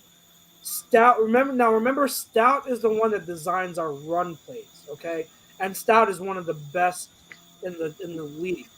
So this is not taking away from Stout. I freaking love Stout too, but Stout doesn't do the same type of concepts that Shanahan does. You know, Shanahan will rely mainly on outside zone. He obviously will run a lot of some power and stuff like that, on some counter. He incorporates everything, and every team does. But with Stout, he likes to mix in inside zone with trap, with wham. He likes to do pin and pull, get our linemen out for lead blocks. So that's the type of schemes he's going to run. I don't see that changing. So whether or not, we can debate whether or not Sanders can run outside zone all day. He can. But the question more so is, Stout's not going to run the same type of zone schemes that the Shanahan offense does. That's just the truth. And Sanders has gotten better at inside zone, but we don't run enough of outside zone to really determine if he can run outside zone effectively. We just don't. Like, that's an incomplete answer. But I just think Mark is just wrong here because I don't think Sanders has the vision to run. I don't think so either. Because those zones are 1 foot upfield. That's what those zones are made. You stretch them out, you see your hole, and you get upfield fast. That's not Sanders. Right. Sanders is not that type of running back. Can he do that? I mean, possibly. Is he going to be effective at that? I don't think so because he has a tendency to bounce everything outside anyway because he thinks he's faster than everybody. He doesn't have the patience. Now, like Westbrook could, because Westbrook had the patience to set up Say it again. to set up the runners, and even Shady. Shady was nice enough to set up his blocks, follow his blocks, and get upfield. Sanders does not put his foot in the ground one step and get upfield. That's not the type of running back he is. He wants to dance back there. I want to see if I won't say I want to. I would like to see if he could progress in that type of scheme if given the chance. But the thing is, we don't teach that. Like we don't use that. So there's no way we can answer if Sanders could ever run that type of scheme. Like right now, I would agree with you. Like right now, we have no evidence to say that he would excel. But when we don't run it a lot, like who's to say that any of these running backs we have on the roster can run outside zone? And trust me, like I know what outside, like you have your 3 reads on outside zone, and depending on the lineman and the flow of the defense, you have to pick your lane and you have to stick your foot in the ground and go get north south. Now, what I will say, Sanders has shown significant improvement in inside zone. Reading, like his rookie year, he was horrible at it. The runs he excelled on in his rookie year were gap schemes. You hit like the wham play, trap play, power, where you because they're quick hitters. Quick hitters. Correct. Yeah, like he hits the hole fast. Exactly, like he doesn't need to be 8 yards back. He doesn't need to be 7 yards back. But what I will say, since his rookie year, on inside zone, he's improved. So that's the only reason why I say, like, it is a good question to ask. Like, if he were to be taught these outside zone schemes, would he be able to develop? Right now, I won't say he would excel at it, but I also can't say that he can't ever learn it. It's just something we don't use. I would love for us to use it more. The outside zone is my favorite running play. I love outside zone. I love wide zone. But the thing is, we don't use it enough. He's not a patient enough runner to run it here. No. I don't think, but it makes sense because he's more of a scat back. Like he needs to get upfield now. That's why those quick traps and whams hit because he can get upfield really fast and then a lot quicker than other running back. Yep. You don't need to be 7 yards to gain speed. Yeah. You know what I'm saying? He's one of those players that can get to top speed in a couple steps. Yep. Yeah, he turns his ankle, right? Yeah, exactly. He's in my opinion, for what I've seen from him, and before I go here, it always ends with Sanders, right? Sanders slander that I get. Oh, great! He's gonna comment again on this video. Yeah, I hope so. I mean, I want the kid. I want him to do great. Like I don't not. But I'm just calling a spade a spade. I'm seeing it how I'm calling it.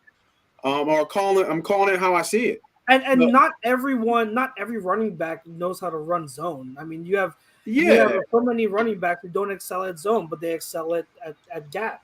So I mean, it's not a bad or good thing. It's just I'm not sure. I think he's a kind of a jack of all trades type running back, and I think, but we've seen him have success, and like you said, those quick hitters when he can get upfield and get on the linebackers fast, where they don't have a chance to almost react. Like a trap, like a quick trap, inside trap. We see those plays work for him because he's hitting the hole fast, and the linebackers have no time to react to his speed. So he's already upfield. Now, how he doesn't score, I have no idea. I have no idea how you break an 80-yard run and you don't score. I just don't did it. And it's like every time. I've never seen him score on a long run. And I will still pound him. Saints 2 years against. Remember when he? What you were about to say? 2 years ago? Malcolm Jenkins. Yeah, that's what I'm saying. Yeah, you said 2 years ago. I ain't talking about 2 years ago. I'm talking about last year. Oh, right? I thought you were talking about ever. I thought you. Well, you're just as good as your last game. So I'm talking about last year. I'm talking about last year. I'm not saying he's never scored. Oh, that's fair. But he didn't score last year, so I'm always going to pound that on the table until I see some touchdowns. I'm picking you in the 8th round in the fantasy football, buddy. You're regression to the mean. That's all I'm going to say. Regression to the mean. Watch him pop off for like 15 touchdowns this year. Good. Fantastic. We'll love every second of it. It'd be nice to see him in the end zone. When we talk about running backs who run zone well, wide zone, you know who is so good at it, who's really, you wouldn't think, but like is awesome to study? Kareem Hunt. When you watch him run wide zone, oh my God! Like talk about the perfect. Like you have that patience and being able to if you choose to bounce your run back or bend it back, like he knows how to hug his blocks and use efficient footwork to get upfield properly. Oh, it's beautiful. He's someone who I would also love to see in a Shanahan zone scheme. Because he's so good at it. He's so good at those outside. He would destroy that scheme. Absolutely, it's insane. He's perfect for that for that scheme. I gotta get with Marcus, man, because I feel like we can talk football forever. Like I get what you're saying. Being deep is not about speed because certain running backs need to get that extra step to get their speed. Like here's a perfect example. Zeke, I think, needs to be deep because he needs to get rolling as he gets to the line of scrimmage to be able to explode at where he has as a running back right now. But what I'm saying is, like I said before, being that far back, he will gain speed, but he just doesn't have the patience enough to be able to let those blocks develop and set up those blocks. That's why the quick traps work. That's why those wham plays work. That's why those inside zones work, because they're faster type players versus an outside zone where you need to let your blocks kind of set up.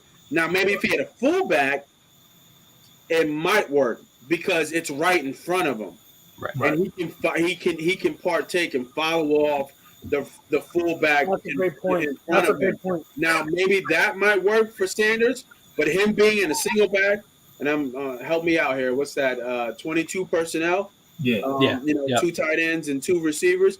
Him being a single back and them just running zone. I don't think I can't see him doing that. Even he could be 4-yard backs, he could be 7-yard backs, he could be 8-yard backs. You know what I mean? They still have to. He still has to have patience and the vision to be able to do that, man. But yo, fellas, always a great show, man. Let me get out of here. You know what I mean? I got some studying to do. So All right, Nate. see you boys All right, Nate. man. Make Later. sure if you guys are about betting, man, check me out. Money Pop Podcast on Sundays, man. Absolutely. See you, fellas. Later, Later, Nate. See you. All right, fellas, let's transition this talk. Great talk. We went a lot longer than anticipated. Jake, why don't you lead us to the second half, and let's talk some league news before we get out of here. Yeah, so Grayson doesn't want us to transition. Grayson doesn't want us to transition. He's like, I was enjoying the conversation. No! But, yeah, so just getting into it, the conversation, obviously, just storylines around the NFL, Kyler Murray's contract, the little studying clause he had in there, we could talk about that. It's just a lot has happened the past 48 hours. So whatever you guys want to talk about that's happened over the past couple of days around the NFL, by all means, the floor is yours. Well, I mean, so Big Ben retracted his statements about the me first. I'm like, yeah, you just played last year. Nice of you to do so. But then just the sensitivity of society and how it's leached into the NFL is just ridiculous. And specifically speaking about Kyler, Lamar Jackson is a madman responding to every negative comment. Yeah, I don't understand that. It's just so touchy. It's like it's not enough that you're playing and you're the 1% of the sport that people who play can get to do on that level. That's not good enough. You know what I mean? That's not enough for you to feel full in life. You know what I mean? You need everything else to be perfect. You need to be liked. That doesn't make sense to me, man. Murray's a crybaby. But it's just not Kyler. It's just the modern athlete. It's just the nature of the athlete. And I mean, now while our QB isn't as talented as Kyler, it isn't as talented as Lamar, I'm so happy he doesn't act like that. Yeah. You know, I'm so happy he doesn't act like that. Well, Rent's too, man. That was Carson behind closed doors. Yep. You see what I'm saying? So now these guys, like, I just don't understand this the sensitivity of the athletes now. It's not. I mean, and they don't like a situation. They want out and they get out. But I mean, who knows, man? Just Harden's looking good though. He looks him down. I just need to look like that and keep it up. But it's just crazy, man. Football is just so many different things. From Russell Wilson showing up today in his own jersey, like who does that? Who does that? Well, come on, let them have fun. That's so silly. Like, but don't show up in your own jersey. What are you cares? Doing? Like that's like people complaining about going to a baseball game. Oh man, what type of grown man wears a jersey to a sporting event? No, I mean you're right. He could have worn a TD jersey. He could have worn an Elway jersey. Right. He wore his jersey to his job. It's looking fresh, man. Bro. If you are married to Sierra, you could do whatever the hell you want. Yeah, right. Nobody was saying all that shit about Sierra in 05. People thought she was a dude. I don't want to hear that. I remember that. There was rumors going around. I never believed those rumors. I could tell. I did. Look, yeah, you know what? You're married to Sierra. You can show up in a fucking Tebow jersey for all I care, all right? He would have got more props for doing that than so. He probably would, to be honest. Probably would have gotten a shitload of props if he showed up in should have shown up in a Shane Ray jersey. Oh my god. Freaking Shane Ray jersey. Or Paxton Lynch jersey. Oh my god. Isn't he in the XFL now? That's where he's at? USFL, excuse me. And I think he played horribly as well. Yes, he was dog shit. Good lord. Just go from a first round pick to that.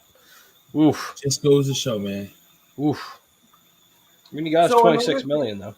Another thing I wanted to address in terms of the league, we have what's it called? All these reports that the Niners, they met with Jimmy G, and after that they announced that they are moving on to Trey. What I want to know No. is how in the world is this news? Like, Yeah, I don't get that either. Knew this? Like, how in the world is this breaking news to people that this is now? I don't think it's for San Fran. I just think it's for the public. You know what I mean? Like everybody needs finality to a situation. It needs to be done out in public. It's crazy though, because like this is common sense. Like I remember during the playoffs, I forget if it was you, Pete, or it was Jake. So one of you were like, if the Niners win the Super Bowl, do they move forward with Jimmy G and trade Trey Lance? And my words were, there is nothing Jimmy G can do for them to not move forward with Trey Lance. It's Trey Lance's team. They traded up to the 3rd overall pick to draft him. Mm-hmm. There's no way that he's not their future. There's no way he's not their future. So I found it mind-boggling that we're still talking about Jimmy G and the Niners potentially moving on from him and moving with Trey Lance when this should have been news the second, or this should have been known the second Trey Lance was drafted 3rd overall by the Niners. Yeah, and everyone's like shocked too. They're like, "Oh, I didn't see that." I'm like, "What do you mean you didn't see this coming? The writing was on the wall." Like they the amount of draft stock. They traded up for 3. And what they gave up to get him, like hello. Parallels to an Eagle situation that could have happened. Let's say if Foles would have went back to back 18 to 19. How do you had to trade? I would have moved Wentz in a second. You see what I'm saying? So I get it from the standpoint of the value that you put into it, but Jimmy G played in the Super Bowl. If Jaquiski Tartt catches that interception, they play in 2 Super Bowls. Whether they win or not, who knows? So I can kind of get it, but I also think this is just for public. Maybe some fans reacted, they take it at face value, but I think this is more to get an official out there with the trade offers to see if they can get upped.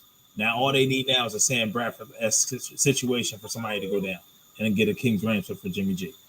That's what they need to have. He even said that if he didn't get surgery, he probably would have been traded by now. Yeah, they would. Yeah. You guys think there's a chance to get traded to Seattle? Within the division? I hear they're not interested. I like the Pittsburgh one too, but I mean, who said they're not interested? I mean, I hear a lot of people talking about how they're not interested. So but who's they? Mina Kimes. Are you talking? Wait, no. Are you talking about the Niners not interested in trading Jimmy G? No, I'm talking about people in Seattle are talking about. There's reports that they're not interested in Jimmy G right now. Pete Carroll also said they're not trading Russell Wilson, and then a few weeks later they traded Russell Wilson to Denver. I mean, but that's different. Getting a QB in your own division. This isn't no Donovan McNabb type shit. This is different. Donovan McNabb was washed up. I don't know if Jimmy G is so much washed up. I don't think he's washed up. He took him to the NFC Championship. If I would tell you a team, if he is truly, truly available, which it sounds like he is, team that I would be on the phone with right now if I was them, San Fran, and that'd probably be the Saints. Okay. Oh my God. I was gonna throw a dark horse out there. I was gonna say the Giants.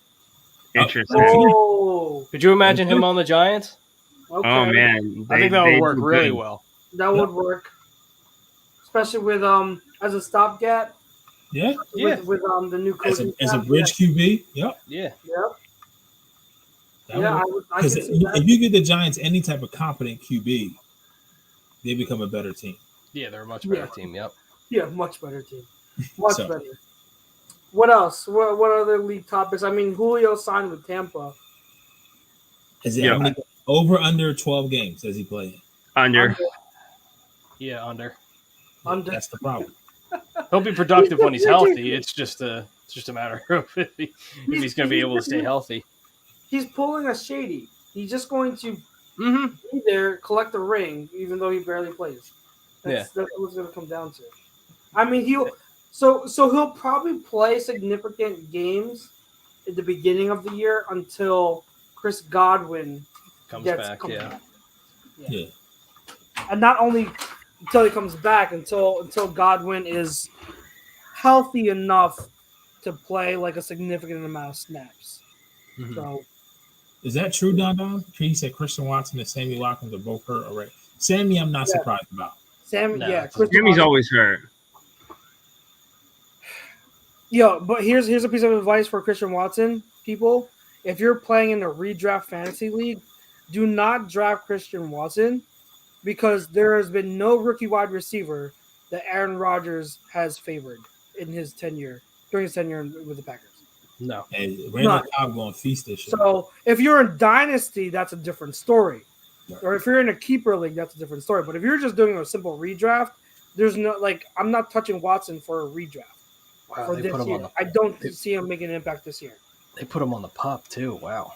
Yeah. I did not know that. Yeah, Wow. training camp, ready to start a training camp, and he's already missing valuable reps as a rookie. Yeah, that's not That's not good. good. That's not good. Not a good sign. What else is there? A-Rod should have retired. Rogers.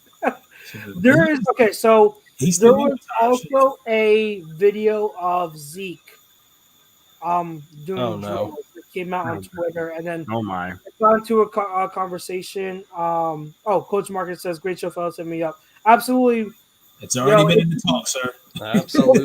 Football Thursdays on A2D. We gotta combine. We gotta collab sometime soon, definitely.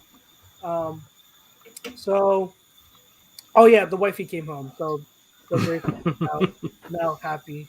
Hi, Mary. Both boys are happy now. Both of us are happy. Look, as soon as Mary comes home, he's out. Yeah, He's out. That's awesome. So people were talking about how some people on Twitter were talking about how they still think Zeke can have a resurgence. And remember, bias aside, okay, I was on the Zeke resurgence train last year. Mhm. I thought he was going to have a bounce back here last year. No. It never happened. He didn't. He just doesn't look the same. So if I'm looking at a Cowboys running back to have a good year, EP all day. I do think Pollard. Pollard is the guy. Yep. I think Zeke is over the hill. I think Zeke has stuff left in him, but his RB1 days are done. I don't think he's the RB1 type of guy that is going to get you 20, 25 carries a game and put up monster numbers as that lead guy. I think he's more of a complementary piece now. But I think Pollard, we even showed last year, Pollard had more impact plays than Zeke did. Mhm. So Yep. I don't know if you guys agree. It's No, so you're crazy. You're right. It's so crazy too because he's only 27. Yep. That's the That's crazy the- part. that He's, running only, back he's is- just Well, they 27. ran him into the ground. That's what they ran him into the ground, and then they're like, rookie "Oh, contract. hey, not only are we going to run you into the ground, we want you to catch 100 passes a season. Have fun." Yeah. Yeah, Mhm. pretty much. Yeah. That's exactly what it is. I Still gave it got over 3 years. 1,000 yards last year. Wow, I didn't even know that. He what? He just barely got over 1,000 yards last year. In 17 games. Yeah, that's true too. Yeah, That's true. in 17 games. So here we go. Let's do this last topic before we get to no huddle. Big names in new places. Name one big name in new places that you are watching the most. I'm gonna start. The one that comes to the top of my head all of a sudden, this might not be my number one guy, but the one that I really am looking out for a lot is Allen Robinson. Yep. Allen Robinson has had no quarterback this whole career, and he's finally with Matt Stafford. I really do think A-Rob's going to be really good this year. I think he's going to be really good with the Rams. Going from Fields to Matthew Stafford. Oh man, that's going to be fun.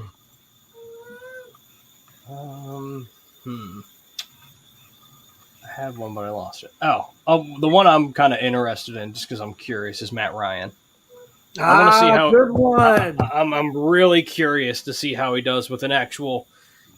I can't say competent anymore because they've kind of just been through a QB carousel the past couple of years, but a more competent organization opposed to the Falcons with the Colts. I'm really interested to see how that works out for Matt Ryan because I want him to succeed because I like Matt Ryan. Yep. Here's a I guess what do you call it? I forget what I can't find the phrase now. But Tidbit. I think the Colts could be a sleeper team as a Super Bowl contender. I agree. Yeah. I think they need another wide receiver though. I can see having. I think here's a rookie who I think is going to have. I think Alec Pierce is going to. I think it's very possible. Alec Pierce leads all rookie wide receivers in receiving yards this year. Okay. Yeah, I think he's a value receiver in that situation. I think he's in a very good situation with a quarterback that does like to feature young wide receivers. Matt Ryan will throw it to you if you are open. So I think he's in the best spot. I mean, I would have said Christian Watson, but like you said, Aaron Rodgers is intended to favor rookie wide receivers. And we'll see. The only one I think that can rival him. I mean, if the Jets, who did they take again? They took. Yeah. Oh my God. Wilson. Yeah. Garrett Wilson. That could be a connection. Not sure about. I can't remember his name now.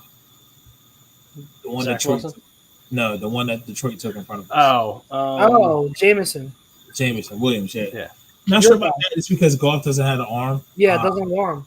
Doesn't make And sense. a lot went to New Orleans, right? Correct. Yeah. That could Forget be wrong. him. But I still like Alec. I still like Pierce out of that. I love Pearson's a good situation. He's in a really good situation. All right. Anyone else? Young, you didn't say anyone. I don't know if you had anyone. Baker. I'm really interested to see what he does with the Panthers. I'm also excited to watch what's his name just look around for Ghost on the bench. Sam Darnold. Mhm. He's so irrelevant. I don't even remember his name. And Matt Corral's be like, "Oh my God, guys, look, I'm here." Yeah. God. Watch Matt Corral be the starter by the end of the year. I would love it. I would love it. Watch that happen. All right, so let's get to No Huddle, guys. And No Huddle, because we didn't do sponsors earlier. No Huddle, let's say it's brought to you by Gleason's Bar. It's located at 6700 Mill Creek Ave, Levittown, PA. Use promo code ATD for 10% off your order whenever you dine in, take out, or online. Gleason's Bar and Steaks.com. We also got All Campus giving 20% off everything in their store, including hats, shirts, and for all of their subscribers. All right, so No Huddle. Let's talk about this. Okay. What are we talking about? Ugh. So the MCU came out with their Phase 5 and Phase 6. Oh, okay. Okay. I think I can count on one hand the amount of projects that I'm excited for. Mm-hmm. And that's it. Okay, we've got Ant-Man. They had about 15 on there, and you got 15 on there. right. or less. So I've got Ant-Man, Daredevil, Okay. Blade, and I feel like there was one more that I'm missing. Well, they announced the Infinity Avengers War Kang Dynasty or Kang Dynasty, some shit like that. See, that means nothing to me right now. Because the build-up isn't there. It means Black Panther was the fourth one. Black Panther. Yes. So four projects that I've that's its whole. What's funny about that is like a lot of the movies that we know are going to happen weren't even announced. Like the one movie that like I'm excited for that didn't even get like fucking talked about is Jon Snow's movie. Black Knight. I'm like, because I love him as an actor, and I thought he like stole the show in Eternals, so I'm totally pumped for him as Black Knight. Which wasn't hard to do in Eternals. Yeah, that I like movie was Eternals. just- People give that movie too much shit. Oh, God. It was just it's Yeah. super. It's just the Eternals is very super slow. It's just not what It's not your typical Marvel MCU movie. hasn't recognized that they set a standard of movie, Mhm. and they haven't lived up to that standard since Endgame. Yeah. I'm just here for Armor Wars right now. Shang-Chi did that, but that was nobody knew what to expect with that. Mhm. You know what I mean? And we were pleasantly surprised. Todd says Black Knight's going to be in Blade, which would make sense. Yep. Yeah, that would make sense. Yeah. And like Don says, you're not excited for the best CGI in She-Hulk. How in the world? Oh, It boggles my mind how the MCU releases 2 trailers now for She-Hulk with CGI that looks that bad. it's just it's. It'll probably look way better in the show, but I'm just like, I can ignore it. If it's good, I'll ignore any bad CGI. It doesn't look good. So Yeah, it just doesn't look good. It's not doing anything to spark my interest right now. It really does. Like we need to have a very honest conversation out here right now. And this is just, I mean, when I say out here, I mean not just with us, like everywhere. Like the MCU is on a downward spiral, guys. Like it's not looking good right now. They're not. It's not look. What they're doing isn't really helping themselves. Right. And I don't know what they're doing. Like I don't know what they're doing. Ever since Endgame, it's been like a totally different thing. It's a totally different thing. They've been coasting, and what kills me is I see people with MCU saying how much, like how people from that's DC fans, how the lack of what DC did at Comic-Con is giving all the MCU universe more steam. It's not. It's just DC just doesn't have the uniformity and the continuity yet. But let Flash movie hit, let Black Adam hit, Shazam 2. I didn't like what I saw so far, but even the first one was a pleasant surprise. Yeah, it just I don't know, and this is what happened. This is what's happening with the MCU. It's very divisive right now. We've seen it with the whole hashtag recast T'Challa. I know we talked about it. Listen, it's people that want to boycott the whole universe because they didn't recast T'Challa and because they feel like T'Challa is bigger. Like, listen, there's been more than one Black Panther in the universe. You know what I mean? Black Panther is bigger than just the character T'Challa. I get it. It's not the right thing to do. Fucking people need to stop. Specifically, my people need to stop. Fucking stop. You're outlandish. I think it's stupid. I think it's stupid on both counts. Like the people who want him to be recast, I completely understand. But then the people who are like, this was the movie for us, you know, he was a representation of us. I'm like, I completely understand on both sides. And I'm not taking any side with that. I'm just letting everyone else like figure that shit out because you know it's stupid. Then I'm just along for the ride. This is the biggest travesty I think in the MCU. Like, how in the world are we getting all these series, right? And I get it, budget wise, I understand that too. We're getting She-Hulk, but we have still, and I think it's because of, but it can't be because of the rights, because the Hulk has been in Avengers. It does the rights state, because I've gone over this with people. He's not allowed to have his own solo movie, and that's why he's allowed to appear in the show. That's so dumb. It is. It's completely dumb, but so stupid. That's what happens in the 90s when you go bankrupt and you trade away all your fucking characters. So stupid. Speaking of that, the X-Men are under contract for another several 2 years. So we're not getting X-Men anytime soon. Nope. So I think you could be getting X-Men. I just don't think specific X-Men. Yeah. It's okay. It's any X-Men that's appeared in Fox are not getting, which is a lot of damn X-Men. Right. A lot of the main X-Men. Well, I think it's all going to depend on who they like. If they like a certain actor, they might be willing to use him. Like Patrick Stewart, they like Patrick Stewart, so they'd be willing to use him. Like what's going on with the rest of them? You know, that's up. Yeah, that's but that's not on the scale that you want to see. You need, like, you need that's not what you need right now. What the only other big X-Men character that I don't think we saw possibly would be Jubilee. Well, Yeah. that's not true. We have seen Jubilee. We have seen okay. So Yeah, no, have we seen Cable? We seen Cable or no? Yes. Yes. Yeah. Yeah. Then I'm out. Yeah. I'm still mad. I'm still mad about my Channing Tatum Gambit movie. Oh yeah. Alright. Yeah. And so But, I just think anyone right now that isn't willing to admit that the MCU isn't looking good right now is just in denial. They're just being fanboys. Yeah. I think. just look at the movies so far this year. I mean, Morbius is a complete flop. That was nothing to do with That's that. Sony. Though. Morbius was Sony. It was Sony. Yeah. Yeah, that was Sony. Okay, it's still okay. I could have sworn it was whatever. Yeah. I still didn't see it. You shouldn't have. It was awful. It was awesome. Multiverse of Madness, It was okay. And you know what I mean? It's nothing really. It's the series Miss Marvel. I haven't watched one episode. Moon Knight is okay.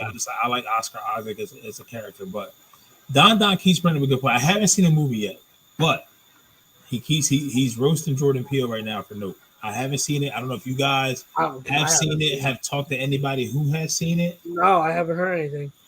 Okay. So I can't give you my opinion yet. Yeah, on a movie. Which and it's surprising to hear this because his movies have been good. Yeah, well, it says like they just Don saying he didn't understand it earlier. He didn't understand the ending. I did watch Black Phone, which was good. Very it's different type of thriller. It's almost like if you ever see it wasn't like a scary movie. It was a thriller. It's a dude who's blind. They break into the house. Oh yeah. And they made. I never watched it, but I know what you're talking about. I've always wanted to watch it. I can't remember the name of the movie now. I don't remember the name of the movie, but yeah, I know what you're talking about. And then he can hear them, and then all his other senses are high. Yeah, he kills them. It's like a daredevil serial killer. Yeah. Yep. So, that movie looked interesting. I need to watch it. It's kind of like that. It's kind of like that. No, Todd, I'm not talking about Sinister. That's not it. No, it's not Sinister. Yeah. No, I forget what it's called. I'll find it. Yeah, I can't. And there's remember. one more thing I want to talk about before we leave. But yeah, go ahead. Now you can go if somebody else has something else. I don't have anything. I just wanted to bash the MCU for a second. That's all. The Arizona Cardinals are stupid. Don't breathe. Don't breathe. Don't breathe. I didn't see the second one, so I don't know how good the second one is. It's with Stephen Lang. I saw the first one. The first one's good. And they thought he was an easy mark, this, that, and the third, and then he was not. So listen, boys, Todd, I know you in Germany. Don, I don't know if you're into this shit. I don't know what you guys are doing in April 2024, but I know where I'm gonna be at. Lord willing. WrestleMania, Lincoln Financial Field in April of 2024. Clear my schedule. It's because it's a weekend. It's a whole weekend. Yeah. When they say it's the Super Bowl professional wrestling, it's the Super Bowl. Chucks, I'm telling you, like if Grayson by that time would be what 3.5. It'll be 2 this month, 2 next month. 3.5. So it'll be 3.5. 3 a little bit over 3.5. It's a whole experience. There's so many other events that piggyback. We'll probably be in Florida by then. Fly back up. You got. That's what Chrome said. Chrome said if he moves to Florida, he'll probably just come up to stay. That's it. Free room and board. Yeah, I mean your parents aren't moving with you. So I know. I was just trying to make a point. But no, it's great to see it's happening. Todd said they'll come back to the States. Oh, shoot, nice. They haven't had it since WrestleMania 15, which was Rock in Austin. That was in 99. Yep. 99. They were supposed to have 30, but they messed the city. That was in Philly? Yeah, that was in Philly. Mm-hmm. Wow. That was right. Was it the first Union Center then? Or Wachovia then? I think it was Wachovia then. I think. Wachovia then. But now you have the Hall of Fame either on Friday or Saturday. Friday night, probably, if they're still going to do 2 nights. Mm-hmm. And then you have like the whole WrestleMania experience or WWE experience. We can get in the ring, do all this other shit. And like I said, there's going to be so many other meet and greets around WrestleMania itself. But who knows where the state of wrestling is going to be at?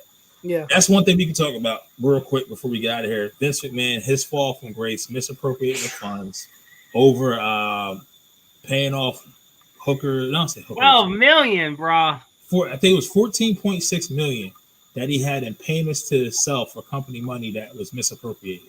Outside of this, the hush money he paid for all his whatever. So people that wanted to see him fall from grace, this is his fall. You got it. Remember, don't you bully anyone. Don't you bully anyone. This is his fall from grace. So I mean, and That's crazy. The direction of where we're going could be Kevin Feige, yes. Well, because they have Triple H and Control created now, so we'll see. Mm-hmm. Is Freddie Prinze Jr. still right for them? No, he actually started he's starting his own wrestling company. Legit. Oh, too. Wow, really? Yeah, I think, but he's shooting so he's shooting in batches. Did he already start it, Pete? I don't think it's started yet, but I love Freddie. Like I always liked him as an actor, and then I always liked his his writing on SmackDown. Yeah. And I like the fact he never let John Cena punk him out. Why should I listen to you? I'm like, I made $1 million movies. That's why I should fucking listen to me. Exactly. Yeah. No, Pete, did you start Rebels yet? I'm on season 2 already. You know Freddie Prinze is the voice of Kaden. Oh, really? Yeah. I didn't know that. Well, yeah, he's supposedly, because he talks about it a lot on podcasts, how he learned from the person who taught George Lucas, and he makes a big deal about that. Okay. The animation got better from season 1 to season 2 so far, and I just watched the first 2 episodes. Obviously, Tano Ahsoka's back, so we'll see. I got to see, but so in the timeline of where this still takes place before 4, before New Hope. Mm-hmm. Yes. The only thing that comes after this and before New Hope is literally Rogue One, because Rogue One literally is right before New Hope. Okay. Yeah. So and we don't see these characters like what I'm seeing now. We've never seen these on live action. No. So and we don't know where Ezra ends up or anything else like that. No, but this is where I don't want to spoil anything, but okay, don't spoil. This is why the Ahsoka series is gonna be very important. Yeah. When is that series debut? Was that on announced at Comic-Con? What timeline? Where is that? Is it next year? And they have cast Rosario Dawson to play Ahsoka, correct? Sadly, yes. 2023 Sadly. next year. You don't like her? Oh no, I can't stand her. Okay. Yeah, you're weird. There's reasons why I don't like her. 2023. Yeah.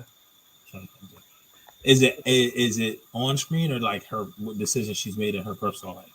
Go look up her personal stuff and you'll see why. Okay. Fair enough. I don't look up her personal stuff because she's an actress. I just care about her work. It's just I mean, I don't. If I don't like people in their personal shit, I don't really care about watching them. I could dig that. But now that's anyone else? Anyone else got anything to talk about? I think we're good. We're good. 2 hours and 12 minutes. I felt like it went longer, but maybe that's because I wasn't in for a minute. But yeah, good show, guys. We've got the first week of training camp down, and then next week it is August. Holy crap! We are Hall of Fame game next week. What's up? The Hall of Fame game next week. Hall of Fame game is next week. Crazy. Yeah, right. Yeah, already. So we'll be watching preseason football as we are live. So I'll have it on. I'm not going to be watching, but it'll be on. There will be football on. Yes, Jets. Football will be on TV next week. Oh, sorry. She's trying to put the baby to sleep. Yeah, she's trying to put the baby to sleep while I'm talking about football. Gentlemen, it's been a pleasure. Likewise. Good show. Again, to anyone listening still, to our dumb selves, we appreciate you sticking around for this long. To all our sponsors, especially our main sponsor, Manscaped, remember, use the promo code A2D to get 20% off. For myself, for my boy Pete, and for my boy Jake. We thank you guys again. Make sure you tune in to all the shows that are on the station. Every day we've got a show for you, so check them out. Next week we'll be back again Thursday, same time, same place. Till then, God bless. Stay safe. Stay cool. It's been pretty damn hot. So stay cool. And we will see you again next week. Fly Eagles Fly. Peace out. Later, guys.